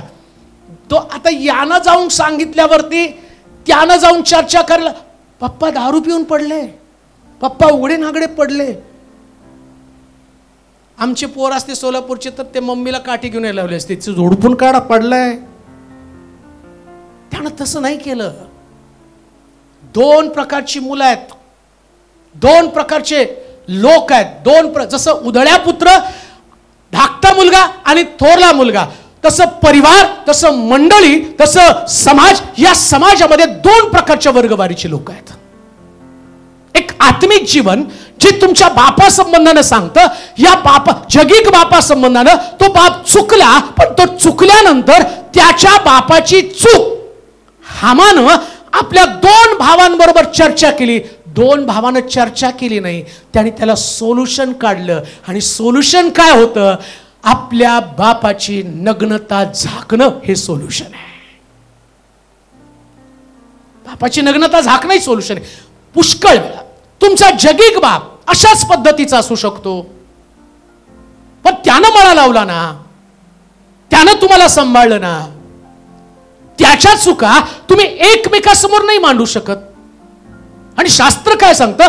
नोहा ज्यावेळेस शुद्धीवरती आला, असं लिहिलंय. नोहा शुद्धीवरती आल्यावर एक गोष्ट तुम्हाला सांगतो, नोहानं दिलेला शाप काय होता माहिती का? तो म्हटलं इथून पुढं कनान शापित होईल. कोण आहे कनान? हामाचा मुलगा कनान. आता मी काल त्याचा अभ्यास करताना विचार केला, म्हटलं चूक केली हामानं आणि शाप मिळाला कनानाला. कोणी चूक केली आणि शाप कोणाला मिळाला? काय देवाचं गणित सगळं उलटं पालटं, पण त्याला तुम्हाला देवाचं अंतःकरण समजायला पाहिजे. का माहिती का? त्यानं हामाला शाप दिला असताना हामाला काय वाटलं नसतं? कनान शापित झाल्यावर कनान जो आहे तो हामासमोर अनेक दिवस राहणार आहे. बापाचं अंतःकरण ते मी तुम्हाला सांगत आहे. या बापाला आपला शापित मुलगा कसा जगतो हे पाहिल्यावरती बापाचं अंतःकरण रोज तुटणार आहे. आणि देवाला हे बघायचं होतं, मला हे बघायचंय. जसं तू तुझ्या बापाला नग्न पाहिला आणि तुझ्या बापाची वार्ता मुलांना जाऊन सांगितली, आता मी तुझ्या मुलाला शापित करतो. का तर तुझ्या मुलासाठी आशीर्वाद तू बनवू नये. बाप मुलाला आशीर्वाद देत असतो आणि आता या हामानं कनानाला आशीर्वाद देऊ नये म्हणजे देवानं त्याच्याकडचा आशीर्वाद काढून घेतला. काय आशीर्वाद काढून घेतला? त्यानं नोहाला नग्न अवस्थेमध्ये पाहिलं आणि त्याची नग्नता बाकीच्या मुलांना सांगितली. याच्यामुळं देवानं हामाचा आशीर्वाद काढून घेतला. कोणता हामाचा आशीर्वाद? तू तुझ्या लेकरांनाच आशीर्वाद देऊ शकत नाही. नीट ऐका, काय सांगतो तुमच्या लक्षात येईल. हा सिक्वेन्स जर तुमच्या लक्षात आला ना, तुम्ही तुमच्या आई वडिलांच्या जबाबदाऱ्या जर पार पाडू शकला नाही तर तुमची लेकरं आशीर्वादित करू शकत नाही. तुम्ही ते आशीर्वाद तुमच्याकडनं पुढे जाऊ शकत नाही. जसं त्यानं कनाना संबंधानं सांगितलं, तुझा कनान शापित असणार आहे. हाम नाही शापित, कनान शापित. म्हणजे या पृथ्वी तलावर तुम्ही राहताना तुमचा बाप ज्याच्या संबंधानं तुम्ही विचार करता, या विचारांमध्ये एक गोष्ट तुमच्या लक्षात आली पाहिजे की तुम्हाला त्यांच्या कोणत्या जबाबदाऱ्या, त्यानं कोणती जबाबदारी पार पडली. 2 मुलांनी काय केलं? ते गेले आणि बापाच्या अंगावरती पांघरून घातलं. नग्नता पाहत बसून त्याच्या टवाळ्या किंवा त्याची चेष्टा करत नाही बसले. ते एकमेकांना शेअर नाही करत बसले, एकमेकाला त्याच्याविषयी सांगत नाही बसले. अजून एक गोष्ट तुम्हाला सांगतो, या जगामध्ये राहत असताना बाप कोणता का असेना, नग्नतेची चर्चा करणारी लेकरं प्रभूला कधी आवडत नाहीत. नग्नता झाकणारी लेकरं तर खाली वाचा, काय लिहिले वाचा बरं, तुम्हाला समजेल. तेव्हा शेम व याफेत, पाय सुंदर आहे 27 वचनामध्ये, देव याफेताचा विस्तार करेल. देव याफेताचा विस्तार करेल. तो शेमाच्या डेऱ्यात राहील. इकडं कनान शापित झाला आणि विस्तार कुणाचा केला? आता याफेत आणि कोण आहे दुसरा? शेम. कनान कुणाचा मुलगा आहे? कुणाचा मुलगा आहे? कनान शापित झाला, हामाला आशीर्वाद दिला नाही, हामाला शाप दिला नाही. शाप कुणाला दिला? कनानाला. आणि इकडं विस्ताराच्या बाबतीत कुणाला आशीर्वाद दिला? याफेत आणि शेम. म्हणजे ही मुलं कुणाची आहे? नोहाची मुलं. नोहा त्यांच्या मुलासंबंधानं शेम साठी आणि याफेत साठी तो काय म्हणतो? याफेताचा विस्तार होईल आणि शेमाच्या डेऱ्यामध्ये परमेश्वर राहील. का? त्यानं नग्नतेची चर्चा केली नाही, त्यांनी नग्नता झाकली. त्यांचा विस्तार होतो. प्रियानो, विस्तार कोणाचा होतो? जे नग्नता झाकतात त्यांचा विस्तार. ऐका, आता थोडस स्पिरिच्युअल बना. जगातल्या बापासंबंधानं सांगितलं, हे शास्त्र 2-3 गोष्टीविषयी. आज जगामध्ये बरेच परिवार, त्या परिवाराला देवाच्या वचनाची डेप्थ कळाली नाही, त्याच्यातला गाभा, त्याच्यातलं गांभीर्य आणि त्याच्यामधलं असणारं स्वारस्य किंवा त्याच्यातलं जी डेप्थ आहे ती लक्षात न आल्या कारणानं अनेक परिवार विस्तारापासून वंचित झालेले. विस्तार त्यांचा होऊ शकत नाही. का विस्तार होऊ शकत नाही त्याचं कारण तुम्हाला सांगतो. इकडं नोहा जो आत्मिक मनुष्य आहे, ज्याला देवानं निवडलं, ज्याला सुवार्ता सांगण्यासाठी, ज्याला जगाला वाचवण्यासाठी देवानं निर्माण केलं, त्याला पाठवलं जगामध्ये. तो म्हटला जा आणि जगाला तू सुवार्ता सांग. सांगितली त्यांनी सुवार्ता 120 वर्ष. कोण आहे नोहा? हो, कोण आहे नोहा? तो प्रीचर आहे. कोण आहे नोहा? त्याच्याकडे नेतृत्व आहे. नोहाकडे नेतृत्व आहे. नोहा प्रीचर आहे. तो प्रीचर उघडा नागडा पडला. ऐका काय देवाला शिकवायचं इथं. मंडळांसंबंधानं तो सांगत आहे. आता हे मंडळासंबंधीचं शिक्षण आहे. जगामध्ये एक सुद्धा प्रीचर तुम्हाला परफेक्ट सापडणार नाही. काहीतरी चुका, काहीतरी दोष त्यांच्यामध्ये सापडतील, परंतु त्यांच्या दोषांसाठी ते दोष बऱ्याच मंडळांमध्ये या दोषा संबंधानं एकमेकाला सांगितलं जातं. ऐका बरं का. आत्मिक बाप, ज्याला आत्मिक बाप आम्ही म्हणतो ना, हा सकाळपासून मला खूप मेसेज आले, तुम्ही आमच्या आत्मिक बाप, बाहेरून आले ते, तुमच्याकडनं नाही बाहेरून आले, तुम्ही आमच्या आत्मिक बाप, तुम्ही आम्हाला एवढं छान वचन सांगता, तुम्ही आमचे आत्मिक बाप. आता आत्मिक बाप असं म्हण, काही दोष आत्मिक बापामध्ये असणार, कोणताच बाप पूर्ण नाही, सगळ्या आत्मिक बापामध्ये दोष आहे. परंतु मंडळांमध्ये बरेच प्रॉब्लेम, ते आत्मिक बापाचे दोष बाकीच्या लोकांबरोबर चर्चा करतात. तुमच्या लक्षात हे पण येत नाही, तुम्हीच्या त्या चर्चेच्या द्वारे कनान शापित करत आहात. काय मंडळीची वृत्ती काय आहे? दोषाची चर्चा करणं काय? दोषावरून पांघरून घालणं. चुकांची चर्चा करणं किंवा चुकांवर पांघरून घालणं. लक्षात ठेवा, परमेश्वर नोहाचा देव आहे, तो हामाचा, त्याचप्रमाणे शेमाचा किंवा याफेताचा देव नाही. देव नोहाचा देव आहे. देव मोशेचा देव आहे. ज्याला देव निवडतो ते त्याच्या बरोबर राहतो आणि तो राहत असताना कधी कधी त्याचं अंतःकरण तुम्ही लक्षात घ्या. नोहानं आपला परिवार तारवामध्ये आणण्यासाठी मेहनत घेतलेली आहे. आज परिवार याफेत, शेम आणि या ठिकाणामध्ये असणारं हे जे लोक, हे तिघ जण आहेत, या तिघांना नोहानं तारवात आणलं. नोहाला त्यांनी तारवात नाही आणलं, हेही लक्षात घ्या. कोणी कोणाला तारवात आणलं? मग आम्ही पाहतो.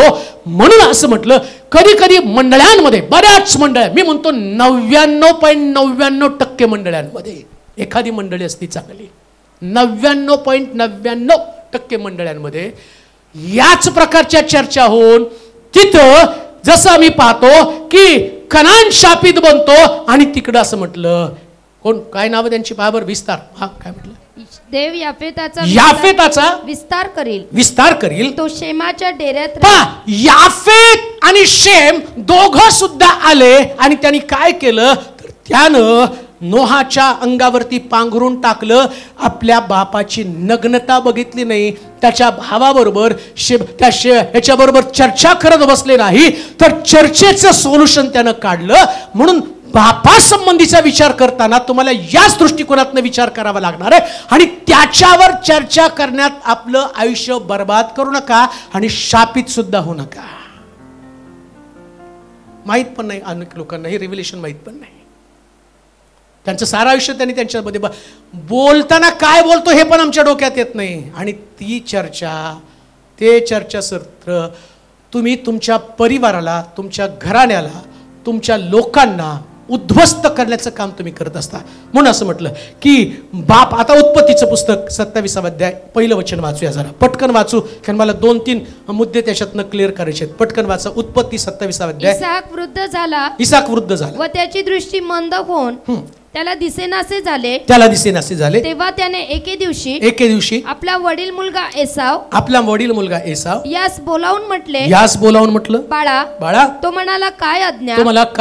तो त्यास म्हणाला, पहा मी आता म्हातारा झालो आहे आणि मला मृत्यू केव्हा येईल ते ठाऊक नाही. तर आपली शस्त्रे आपली धनुष्य व भाता ही घेऊन रानात जा आणि पारत करून मग माझ्यासाठी हरणाचे मांस आण, माझ्यासाठी हरणाचे मांस आण, आणि माझ्या आवडीचं रुचकर पक्वान्न तयार करून आण, मी ते खाईन आणि मग मरण्यापूर्वी मी तुला आशीर्वाद दे. आता त्याच्यातला बाकीचा भाग तुम्ही घरी जाऊन वाचा. 10 पर्यंतच्या वचनामध्ये तुम्ही बघितलं तर तुम्हाला कळेल, देवानं बापाच्या हातामध्ये, तुमचा बाप, मी बापा संबंधानं बोलत आहे, ज्या बापा संबंधानं पवित्र शास्त्र तुम्हाला स्पष्टपणे सांगतं.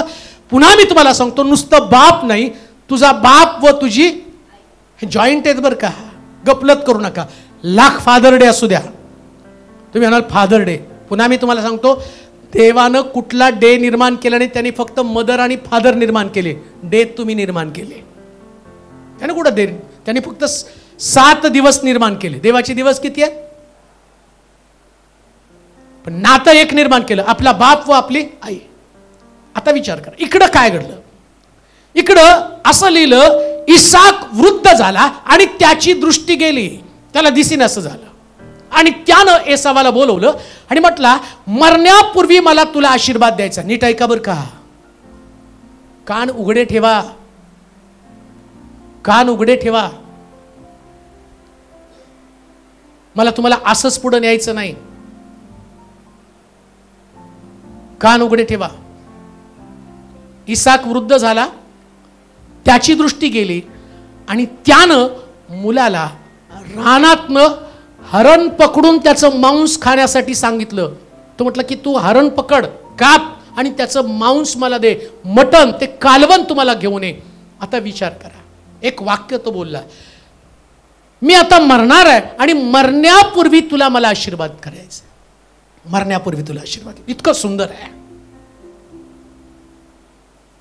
बघा, आता तुम्ही विचार करा, इसाक म्हातारा झाला, त्याला 2 मुले, एक याकोब आणि दुसरा एसाव. एसावाच्या जागी आपण स्वतःला प्रेझेंट करायचं मी आहे. समजा माझा बाप जॉन टेलोरे, ते आता हयात नाहीत, त्यांनी मला सांगितलं असतं, माझ्या पप्पाने मला सांगितलं, बाबा मला आमका मटण आणून दे आणि मला तू खायला घाल. मी बिझी आहे, मी काय म्हटलं असतं माहिती का, पप्पा आहे ते खा ना, आता गेल्या आठवड्यात तर आणलं होतं ना. बरं, आता मला जर सांगितलं तर मला काय जाऊन बकरी आणायची नाही, तिला शोधायचं नाही, तिला कापायचं नाही, एवढं नाही करायचं. मला खाटकाच्या दुकानात जायचं ना, मटण घेऊन यायचं. येसावाला तसं नाही, त्याला रानात जायचंय, हरण शोधायचंय. हरण रानात येईल नाही, 20 मैल 30 मैल 40 मैल, किती मैल हरण असेल सांगता येत नाही. हरण त्या दिवशी येईल हे पण माहित नाही, पण त्याच्या बापानं त्याला मागितलं, आणि याच्या अंतःकरणात काय, माझा बाप मला आशीर्वाद देणार आहे आणि मी काही केलं तर हरणाची पारत करणार आहे. धन्य ती लेकरं,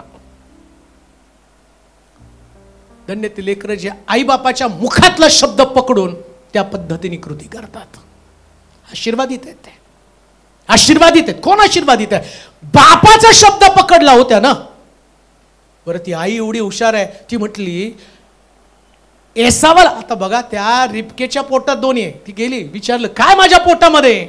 अगं तुझ्या पोटात 2 राष्ट्र आहेत, एसाव आणि याकोब, ही 2 राष्ट्र तुझ्या पोटामध्ये. तिचं दोघांवर पण प्रेम आहे, पण तिने ऐकलं, बाप एसावाला आशीर्वाद देणार आहे, याकोबानं सुद्धा तो आशीर्वाद मिळवला पाहिजे, ऐका. आणि असं लिहिलं, ती म्हटली जा, तुझ्या बापाला जे आवडतं ना, तुझा बाप मागतो हरणाचं मांस. एसाव रानामध्ये पारत करायला गेला आणि तो घेऊन येणार आहे पारत करून, आणि तुझा बाप त्याला आशीर्वाद देणार आहे. ऐका, आज रिबेका या नात्याने मी तुम्हाला सांगत आहे, रिबेका एक संदेश घेऊन याकोबाकडे गेली.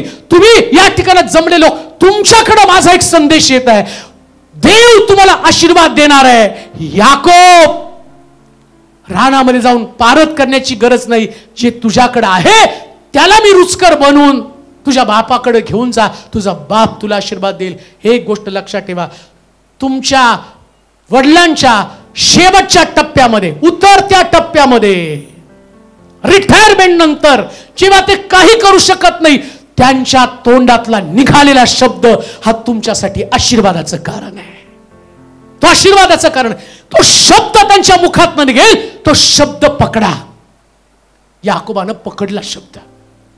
एसाव रानामध्ये गेला, याकोबानं शब्द पकडला. अजून एक गोष्ट तुम्हाला सांगतो, इसाकानं वाणीच्या द्वारे आणि चाचपून त्याला कळलं हा याकोब आहे, एसाव नाही. पण त्याला आशीर्वाद कसा द्यायचा हे माहित होतं. त्यानं बापाला जे आवडतं ते त्याला दिलं आणि म्हणून शास्त्र सांगतं याकोब आशीर्वादित झाला. तुम्ही तुमच्या वडिलांच्या जे आवडतं, नेहमी काय आवडतं लक्षात तुमच्या आलं पाहिजे. काय आवडतं माझ्या बापाला, काय आवडतं. खरंच ती लेकरं, मी म्हणाल आशीर्वादित लेकरं आहे, ज्या आपल्या बापाच्या आवडी निवडी सांभाळतात. तुमचा बाप आहे ना, लहानपणापासून तुम्हाला आवडणारा कलर दुकानात घेऊन जातो, म्हणतो याला आवडेल तो ड्रेस ठेवा. ते पोरगा बापाचं पाकिट बघत नाही, पप्पाच्या खिशामध्ये किती पैसे आहेत त्याचा पगार असतो, आणि ते मुलगा बोट ठेवतो. बापानं प्लॅनिंग करून आलेला असतो की मी 500 रुपये त्याचा ड्रेस बसवेल, आणि मुलगा जातो आणि त्या ड्रेसवरती बोट ठेवतो. त्यास तो बाप त्याचं पाकिट बघून विचार करत नाही की अरे माझा महिना कसा जाईल, पण त्यांनी बोट ठेवलेल्या गोष्टीवरती तो बाप एका क्षणात म्हणतो पॅक करून द्या, माझ्या मुलाची आवड आहे. आता जेव्हा तो वृद्ध होतो ना, तुमच्या बापाचा शब्द कधी वाया देऊ नका. का देवानं तो आशीर्वाद देण्यासाठीच समय तुमच्यासाठी निर्माण केला, तो आशीर्वादाचा समय.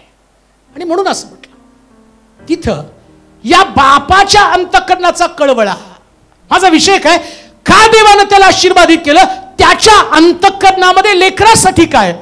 तो म्हणतो त्याची आई ज्यावेळेस रेबिका जाते आणि याकोबाला सांगते ना, जा तू घेऊन जाते आणि जेवण त्यांना देतो. तो काय म्हणतो, नाही माझा बाप मला ओळखल, माझी वाणी ओळखेल आणि मला शाप देईल. किती किती घाबरलेल्या अवस्थेमध्ये. आणि बघा त्याच्या बापाने त्याला ओळखलं तरी शाप दिला नाही. तो म्हणतो वाणी याकोबाची आहे, वास एसावाचा आहे. बापाने वाणी ओळखली पण शाप नाही. का बाप कधीच लेकरांना शाप देऊ शकत नाही. हे बापाचं अंतःकरण. कधीच शाप देऊ शकत नाही कोणता बाप कोणत्या लेकरांना, कधीच नाही प्रियांनो. तो बाप आहे. त्याच्या पुढं अजून एक गोष्ट आपण वाचूया. लुकाचं शुभवर्तमान 10 मिनिटामध्ये मी संपवतो. 15 अध्याय 13 पासून 20 पर्यंतची वचनं. मग फार दिवस झाले नाही, तोच धाकटा मुलगा सर्व काही जमा करून दूरदेशी निघून गेला. आणि तेथे त्याने चैनबाजी करून आपली मालमत्ता उधळून लावली. त्याने आपले सर्व खर्चून टाकले. त्या देशात मोठा दुष्काळ पडला. तेव्हा त्याला अडचण पडू लागली. मग तो त्या देशातील एका रहिवाशाजवळ जाऊन त्याला चिकटून राहिला.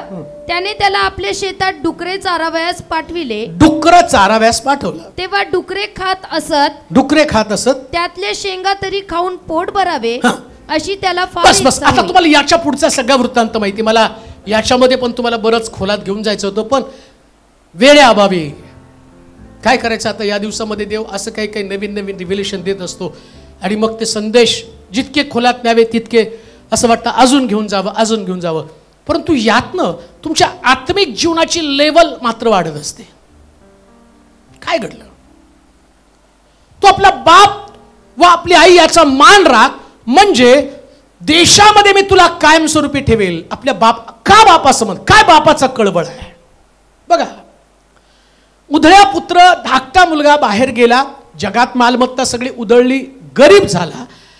शेवटी त्याला बापाच्या घरी जायचं कसं, सगळं काही संपवलं. आता कसं काय बापाच्या घरी परत जाणार. तो म्हटलं की नवीन काहीतरी प्रयत्न करू, बापाकडे जाण्याची वेळ येऊ नये. आणि मग त्याने काम मागितलं. बरं, काम मागितल्याबरोबर तिथं काम त्याला काय मिळालं माहिती का, डुकराला चारायचं काम दिलं. बकऱ्या पण नाही बरं का, काय चारायला दिलं. बापाचं घर सोडलं की डुकरच, सगळं अशुद्ध. बघा, बापाचं घर सोडताना पण त्याच्याकडे डुकरं होती. कारण असं लिहिलं की त्यानं आपला पैसा कसबीनी बरोबर उधळून लावला, असंच लिहिलंय त्याच्यामध्ये. कोणावर उधळून लावला? वेश्या, कसबीनी. त्या कसबीनी बरोबर आपला पैसा उधळून लावला, वेश्येबरोबर आपला पैसा उधळून लावला. मग ती कोण होती? डुकरच. टाकून दिलं, सोडून टाकलं त्यानं. त्याची दुर्गंधी आली. आता याला दुसरीकडे काम मिळालं आणि डुकरं चारण्याचं काम. आता त्याला खूप पश्चाताप झाला. ऐका बरं का, फार सुंदर आहे. एंड करतो मी इथं. अजून एक मुद्दा त्याच्यामध्ये राहिला, पण जाऊ द्या. पण इथं जाता जाता समारोप करताना तुम्हाला बापाचा कळबळा हे टायटल किती समारोप आहे आणि प्रभूनं कशा पद्धतीने बापाला आशीर्वाद दिला ते तुम्हाला लक्षात येईल. तुम्ही कसे बाप बनलं पाहिजे, अजून ज्यांची लग्न नाही झाली, ज्यांची लग्न होणार आहेत, मग ते बाप होणार आहेत, त्यांच्यासाठी मी तुम्हाला सांगतो की तुम्ही असं आयडल आदर्श बाप बनावं की ज्या बापामध्ये कळवळ. आता कसा कळवळ आला त्याच्या बापाला ते तुम्हाला सांगतो. इकडं हा मुलगा डुकरं चारण्याचं काम त्याला मिळालं आणि काम मिळाल्याबरोबर त्याला आता बापाचं सगळं वैभव आठवायला. अरे माझ्या बापाच्या घरामध्ये मोलकऱ्या सुद्धा भाकरीची रेलचेल. का आठवलं? भूक लागली तर त्याला डुकरं चारणारा माणूस भाकर पण देत नव्हता. आणि जास्त भूक लागल्यावर त्याला असं वाटायचं डुकरं खात्यात तो शेंगा तरी खायला द्याव्यात. बरं तो मालक पण चांगला होता, डुकराला शेंगात येत होतं बरं का. आपल्यासारखे नाही डुकरं खात फिरत नाही का. तुमच्या डोक्यात त्या डुकरांचं येऊ नका जी इकडं आजूबाजूला फिरतात. ती पाळलेली डुकरं, पण त्या डुकरांना ज्या शेंगा नाही तर तुम्हाला डुकरं कसल्या शेंगा खातेत. अहो आम्ही डुकराला कधी भाकर देणार नाही, शेंगा कुठून देणार. पण ते डुकरं, पाळलेले डुकरं, त्या डुकरांच्या शेंगा खाण्याची इच्छा त्याला झाली. आणि लगेच त्याला आठवलं माझ्या बापाच्या घरामध्ये माझा बाप इतका भारी आहे ना, घरामध्ये काम करणाऱ्या मोलकऱ्यांना सुद्धा चांगल्यातलं चांगलं जेवण देतो, भाकरीची रेलचेल. मग आता तो काय म्हणतो, मी माझ्या बापाच्या घरी जाईल आणि मी त्याला म्हणेल बाबा तुमच्या विरुद्ध स्वर्गाविरुद्ध मी पाप केलं, तुमचा मुलगा म्हणून घेण्याच्या योग्यतेचं नाही, तुमच्या घरामध्ये मला चाकरासारखं ठेवा, चाकरासारखं ठेवा. आणि मुलानं तो विचार केला आणि मुलगा बापाकडे आला. मी इमॅजिन करत होतो कधी कधी मुलं मोठ्या हुद्द्यावर जातात, त्याचा बाप शेतात काम करतो, तो म्हणतो की ऑफिसमध्ये येऊ नका पायजमा शर्ट घालून, ऑफिसमध्ये येऊ नका धोतर घालून. का तर ऑफिसमध्ये माझं एक स्टेटस आहे. आता उदळ्या पुत्राच्या बापानं त्याचा एक स्टेटस निर्माण करून, तो श्रीमंत व्यक्ती होता. कशावरून? जेव्हा तो परत माघारी आला ना तर त्याने त्याच्या हातामध्ये अंगठी घातली, त्याला वस्त्र घातलं आणि एवढंच नव्हे, तो आल्यावर जंगी पार्टी, त्या पार्टीचा आवाज बाहेरपर्यंत, त्याचं एक स्टेटस आहे. पण उधळ्या पुत्र उधळून परत आल्यावर त्याच्या बापानं आहे त्या अवस्थेत त्याला मिठी मारली. असं नाही म्हटला तुझ्या अंगाचा वास येतो, डुकराच्या सहवासामध्ये राहून डुकराचा वास तुझ्या अंगाला येत आहे, तुला मी मिठी मारू शकत नाही. कदाचित तो असं म्हणू शकला असता पहिले याला अंघोळ घाला त्याला आणि त्याला सगळे त्याची वस्त्र काढा आणि मग नाहन माखन केल्यावरती मला भेटायला घेऊन या. एक गोष्ट ध्यानात ठेवा, शास्त्रामध्ये असं लिहिलं, जेव्हा एस्तेरच्या पुस्तकामध्ये राजा राणी आपलं सौंदर्य दाखवायला तयार नाही, त्यास तो नवीन राणी शोधत असताना त्या स्त्रियांना 6 महिन्यापर्यंत पत्नी पाहताना 6 महिन्यापर्यंत राजाच्या दिवाजापर्यंत तिला चांगल्या असणाऱ्या त्या पाण्यामध्ये ज्याच्यामध्ये आणि सुगंधी द्रव्य टाकून तिला नाहन माखन, का तिच्या अंगातनं चांगला वास यायला पाहिजे. पत्नी पाहताना हो पती पत्नीच्या सुगंधानं भरून जातो, पण बापाच्या अंतःकरणामध्ये लेकराची दुर्गंधी कधी येत नाही. उधळ्या पुत्र लेक आम्ही पाहतो त्याला डुकराचा वास होता, पण बापानं वासाकडे पाहिलं नाही. बाप म्हणतो माझा हरवलेला मुलगा मला परत मिळाला, माझा मेलेला मुलगा जिवंत झाला. हे बापाचा कळवळ आहे, हा बापाचा कळवळ आहे. प्रत्येक बापाला आपला मुलगा परत यावा, त्यानं माघारी यावं. तो कुठल्या अवस्थेमध्ये आहे याच्याकडे त्याचं लक्ष नसतं, त्याचं लक्ष असतं त्याने पश्चाताप करावा. म्हणून लक्षात ठेवा, एक मुलाचा पश्चाताप बापाला आपल्या अंतःकरणामध्ये मुलाला पुन्हा दर्जा देण्यासाठी भाग पाडतो. ही गोष्ट पण ध्यानात घ्या. अजून एक गोष्ट तुम्हाला सांगतो, बापामध्ये आणि भावामध्ये फरक असतो. बापामध्ये आणि भावामध्ये मला वाटतं ते खालचं वाचता का 21 ते 24 पटकन. आणि पण बापाने झगा दासांना सांगितले, लवकर उत्तम झगा आणून याला घाला, याच्या हातात अंगठी व पायात जोडा घाला, पुष्ट पशु आणून कापा, कारण हा माझा मुलगा मेला होता तो पुन्हा जिवंत झाला हरवला होता तो सापडला आहे मग ते आनंदोत्सव करू लागले त्याचा वडील मुलगा शेतात होता तो घराजवळ आला तेव्हा त्याने गायन वादन व नृत्य यांचा आवाज ऐकला तेव्हा त्याने एका चाकरास बोलावून विचारलं हे काय चालले आहे त्याने त्याला सांगितलं तुमचा भाऊ आला आहे आणि तो तुमच्या वडिलांना सुखरूप परत मिळाला म्हणून त्यांनी पुष्टपशु कापला आहे तेव्हा तो रागावला व आत जाईना म्हणून त्याचा बाप बाहेर आला व त्याची समजूत घालू लागला परंतु त्याने बापाला उत्तर दिलं पहा मी इतकी वर्षे तुमची सेवा चाकरी करत आहे आणि तुमची एकही आज्ञा मी कधीच मोडली नाही तरी मला आपल्या मित्रांबरोबर आनंदोत्सव करण्यासाठी तुम्ही कधी करडूही दिले नाही पण ज्याने तुमची संपत्ती कसबिनी बरोबर खाऊन टाकली तो हा तुमचा मुलगा आणि तुम्ही त्याच्यासाठी पुष्टपशु कापलं त्याने त्याला म्हटलं बाळा तू तर माझ्या बरोबर नेहमीच आहे आणि माझे जे काही आहे ते सर्व तुझेच आहे तरी उत्सव आणि आनंद करणे योग्य आहे कारण हा तुझा भाऊ मेला होता तो जिवंत झाला आहे आता पहा हे मंडळीचं एक दर्शक आहे बरं का जगिक बाप आणि मंडळी इतकं सुंदर कॉम्बिनेशन आहे काय झालं माहिती का उधळ्या पुत्र गेला आणि गेल्यावर तो जगामध्ये सगळी पाप त्यानं केली बघा प्रभू येशू ख्रिस्त म्हणतो चोर येतो चोरी व घात करण्यासाठी मी आलो ते तुम्हाला म्हणजे येशू ख्रिस्ताचं ब्रीदवाक्य काय प्रत्येकाला जीवन मिळावं उधळ्या पुत्राच्या बापाच्या जागी येशूची स्थापना करा तो बाप आहे आता येशू ख्रिस्त बापाच्या जागी पाळक सुद्धा कुठं बापाच्या जागी पाळकानं पण कुठला अंतःकरण बरेच पाळक लोक मंडळी आजचा संदेश ऐकणार आहे मला माहिती आहे आजचा मायवार फादर डे बऱ्याच लोकांना विशेष वाटतो तो ऐकणार आहे ते ऐकताना दोन्ही मिनिंग असले पाहिजे जगातल्या बापाचं तर तुम्हाला करावंच लागणार आहे 100% त्याच्यामध्ये काही प्रश्न नाही आता आत्मिक बापाकडे थोडंसं लक्ष द्या एक मुलगा घर सोडून निघून गेला त्यानं पाप केलं जगामध्ये जाऊन संपत्ती उधळून लावली मग बापाला काय वाटलं आता मी एक पाळक आहे काही लेकरं माझ्यापासून गेली पाप केलं बाहेर गेली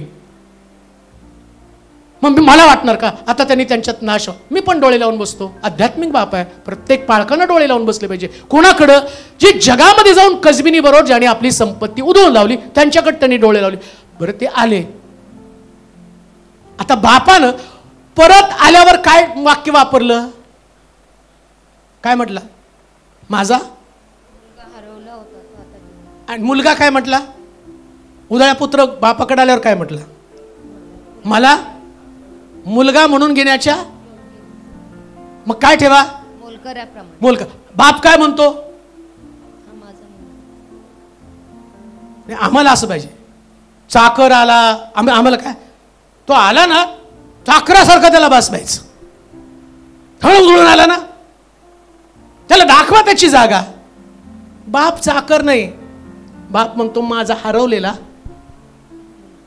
मंडळीमध्ये ही भावना असली पाहिजे बऱ्याच वेळा मंडळीमध्ये उधळून आलेल्या एखाद्याला तर कोणत्या वॉशिंग मशीन मध्ये घालून याला स्वच्छ केलं ज्या वॉशिंग मशीन मध्ये तुम्हाला घातलं तुमच्या परिवाराला घातलं त्याच वॉशिंग मध्ये मग ह्यालाच घातलं धुतलं आणि स्वच्छ केलं ही मंडळीची भावना कधी असता कामा नये का तर आम्ही आत्मिक नाही आत्मिक लोकांनी हरवलेला मुलगा परत आला एवढं लक्षात ठेवलं पाहिजे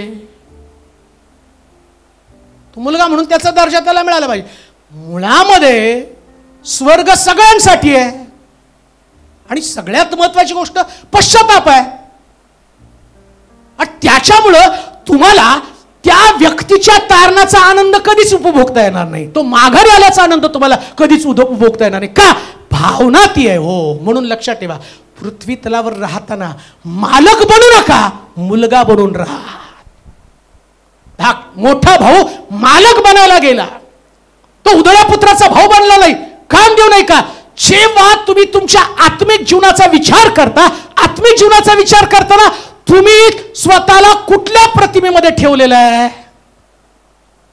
त्याचा भाऊ परत आला, बाप जाऊन त्याला सांगतो, बाळा तसं नाही, अरे तो मेलेला होता तो जिवंत झाला, फिरला ना माघारी. हे पित्याचं अंतःकरण असतं, हे पाळकाचं अंतःकरण असतं. म्हणून मंडळीमध्ये सुद्धा मंडळीतल्या लोकांनी उधळ्या पुत्राच्या भावासारखं नव्हे, तर उधळ्या पुत्राचा बाप ज्या अंतःकरणानं त्याला क्षमा करतो, त्याच अंतःकरणानं उधळ्या पुत्राच्या भावानं सुद्धा तेच अंतःकरण धारण केलं पाहिजे. याच्यात नाही चर्चा करायची. बऱ्याच वेळा असं होतं, आता यांना दिलं का, आता त्यांना दिलं का. अरे कोण आहोत आपण, काय आपला दर्जा, काय आपली आत्मिक स्थिती, कोणत्या लेवलवरचं आत्मिक थिंकिंग, कोणत्या लेवलवरचे विचार तुम्ही करत आहात, आणि मग कोण आपल्याला आत्मिक म्हणेल. जेव्हा स्पिरिच्युअलिटी येते ना, स्पिरिच्युअलिटीमध्ये देवाचं अंतःकरण, जसं उधळ्या पुत्राचा दाखला सांगताना इकडं या सगळ्या गोष्टी शेअरिंग केल्या जातात.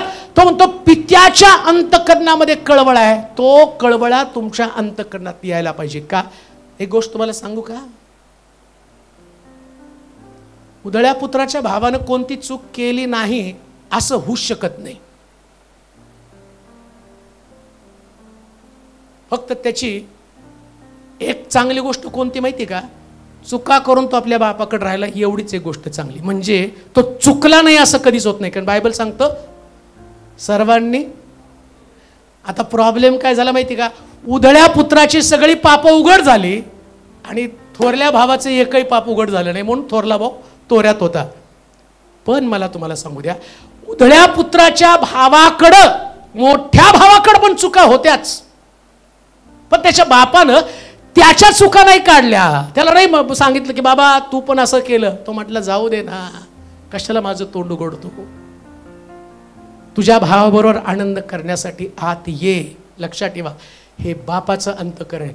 पण मंडळीमध्ये सुद्धा काही उधळ्या पुत्र असतील, काही उधळ्या पुत्राचे भाऊ असतील, पण मंडळीमध्ये पाळकाचं अंतःकरण उधळ्या पुत्राच्या बापासारखंच असलं पाहिजे. हे शिक्षण आहे. त्यानं यावं, त्याचं पुनरुज्जीवन व्हावं, त्याची स्थापना व्हावी. अजून एक गोष्ट तुम्हाला सांगतो, उधळ्या पुत्राचा भाऊ कधीच आनंद उपभोगू शकत नाही, तो कायम दुःखी राहणार आहे. तुमच्या चेहऱ्यावरचं दुःख याचं कारण तुम्हाला तारणाच्या आनंदापेक्षा उधळ्या पुत्र बाहेर राहण्यामध्ये जास्त आनंद आहे. अनेक लोकांना तो आनंद आहे की उधळ्या पुत्र बाहेरच राहायला पाहिजे. बापाला कधीच वाटत नाही उधळ्या पुत्र बाहेर राहायला पाहिजे. बापाला वाटतं माझं हरवलं ते मला परत मिळावं, माझा मेलेला मुलगा जिवंत व्हावा. याच्यासाठीच प्रभू त्या ठिकाणामध्ये प्रत्येक व्यक्तीकडे दृष्टी लावत असतो. म्हणून बऱ्याच गोष्टी जाता जाता राहिल्या, त्या पुढच्या वर्षामध्ये सांगेल. पण एक गोष्ट ध्यानात ठेवा, प्रभूनं दिलेला प्रत्येक पिता हा आमच्यासाठी आशीर्वादाचं कारण आहे. आपण आपले डोळे बंद करू, आपल्या जागेवरती उभं राहूया, नतमस्तक होऊया, आपल्या मान आपण चुकूया, प्रभूला आदर देऊ. देवाचं वचन आपल्याकडे आलेलं आहे, तो आपला बाप व आपली आई याचा सन्मान कर. म्हणजे जो देश प्रभूनं तुला दिला त्याच्यामध्ये तू कायमस्वरूपी स्थापित होशील. फक्त आशीर्वादाची वचनं ऐकल्यानं आशीर्वादित होत नाही, देवाचं वचन पाळल्यानं आम्ही आशीर्वादित होतो. थोडंसं चिंतन करू, थोडंसं अंतर्मुख होऊन आपल्या जीवनाचा विचार करू. किती वचन मी देवाचं पाळत आहे, किती वचनाला मी बिलगून आहे. आज जगामध्ये जर बाप, जर आई यांना आम्ही दुःखामध्ये लोटत आहोत, तर प्रभूच्या नजरेमध्ये आम्ही फार मोठे गुन्हेगार आहोत. देवाच्या नजरेनं पहा, तुमची नजर तुम्हाला निर्दोष ठरवत असेल, देवाचं वचन तुम्हाला दोषी ठरवत आहे. याच्यासारखं दुर्दैव नाही. प्रभूचं वचन ऐकून सुद्धा आम्ही आमचं अंतःकरण कठोर बनवत आहोत. त्यानं तर आपला हात आता उघडायला सुरुवात केलेली आहे. प्रत्येक देशामधली घडामोड, जगावरती आलेली संकट, आपत्ती अजूनही लोक शुद्धीवरती यायला तयार नाहीत. एक दिवस उजडतो, मोठा बॉम्ब वर्षा होऊन राष्ट्राच्या राष्ट्र उद्ध्वस्त होत चाललेली आहे. भारत देशामध्ये देखील रोजच्या दिवसामध्ये एक नवीन संकट, एक नवीन प्रश्न उद्भवत आहे. प्रश्न पडतो की देव त्यानं आपलं अंतःकरण एवढं कठोर का केलं? याचं कारण एकच आहे, देवाच्या लोकांनी अंतःकरण कठोर केलं, देवानं आपलं अंतःकरण कठोर केलं.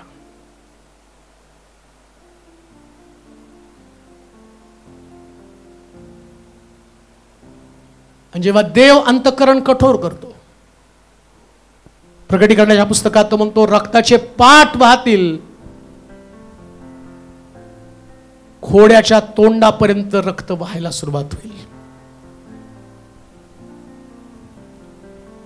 300 मैल किती रक्त वाहणार आहे? किती भयानक स्थिती जगाची होणार आहे? आम्ही म्हणतो लवकर ये, पण आल्यावर काय?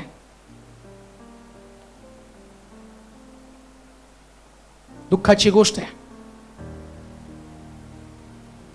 प्रभूनं जर या मंडळीकडे पाहिलं, या मंडळीमध्ये त्याला दोष सापडले, तर या मंडळीसाठी तो कठोर अंतःकरण करेल. कठोर. प्रभूचा मेच आम्ही घेतलेला आहे, पण गांभीर्य जर आमच्याकडे नसेल, कधी परीक्षण करणार स्वतःचं? आम्ही नेहमी एकमेकाचं परीक्षण करण्यात आमचं आयुष्य वाया घालवलं. दुसऱ्याचे दोष शोधणं, दुसऱ्याला दोष देणं, याच्यामध्ये आमचं आत्मिक जीवन उद्ध्वस्त होत चाललं. पण कधीच आम्ही अंतर्मुख आपल्या परिवाराचा, स्वतःचा विचार केला नाही. हे सर्वशक्तिमान देवा, उपडा पडतो तुझ्या समोर देवा. या मंडळीचा याजक या नात्यानं तुझ्या समोर पालथा पडून मोशे जसा लोकांसाठी रदबदली करतो, तसा तुझ्या समोर रदबदली करतो प्रभूची.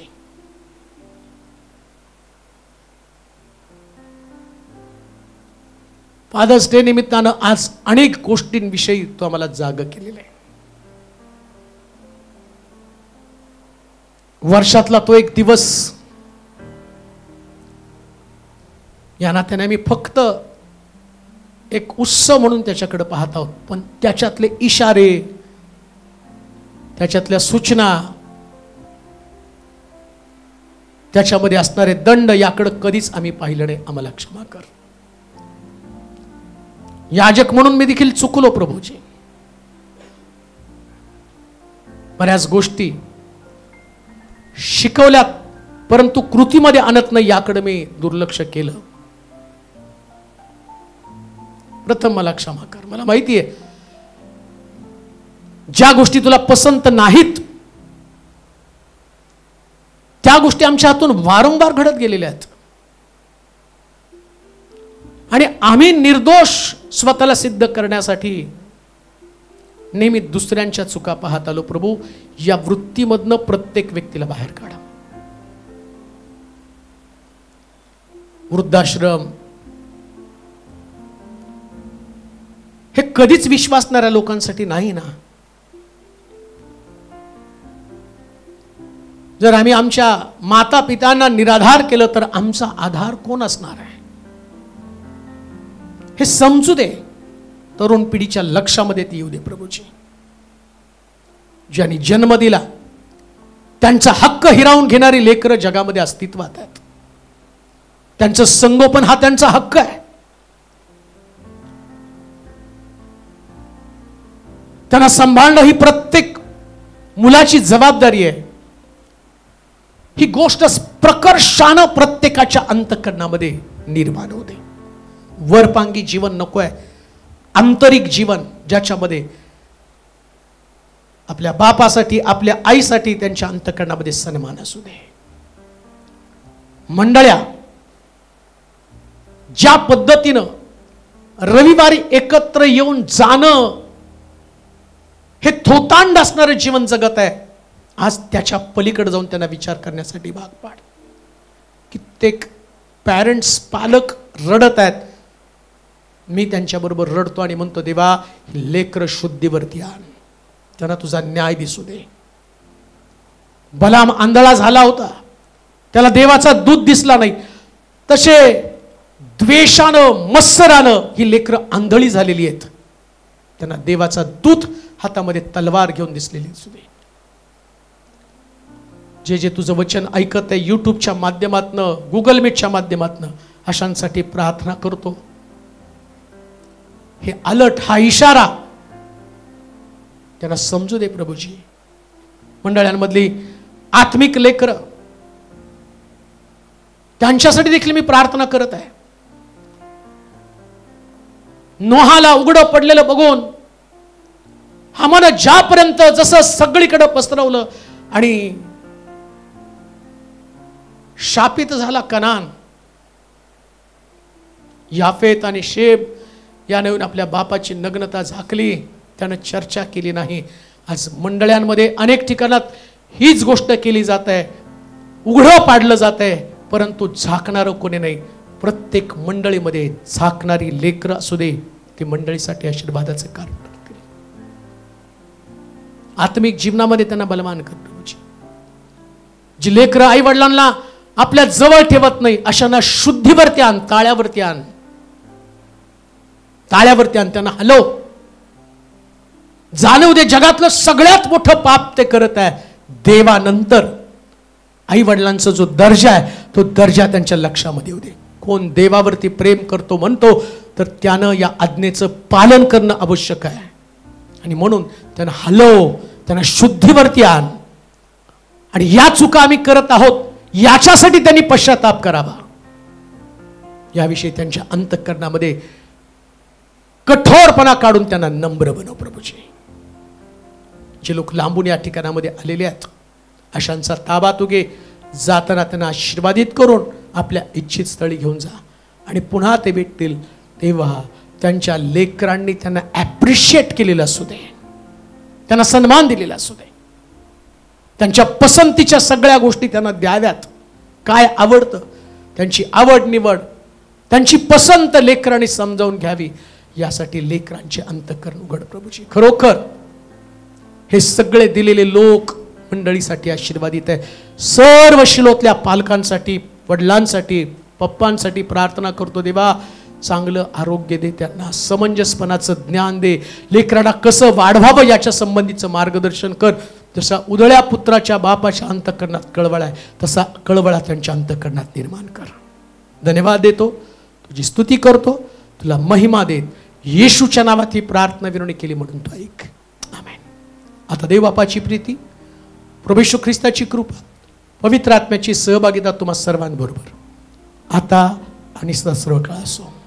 आमेन. ज्यांना प्रार्थनेची गरज आहे ते पुढे येतील.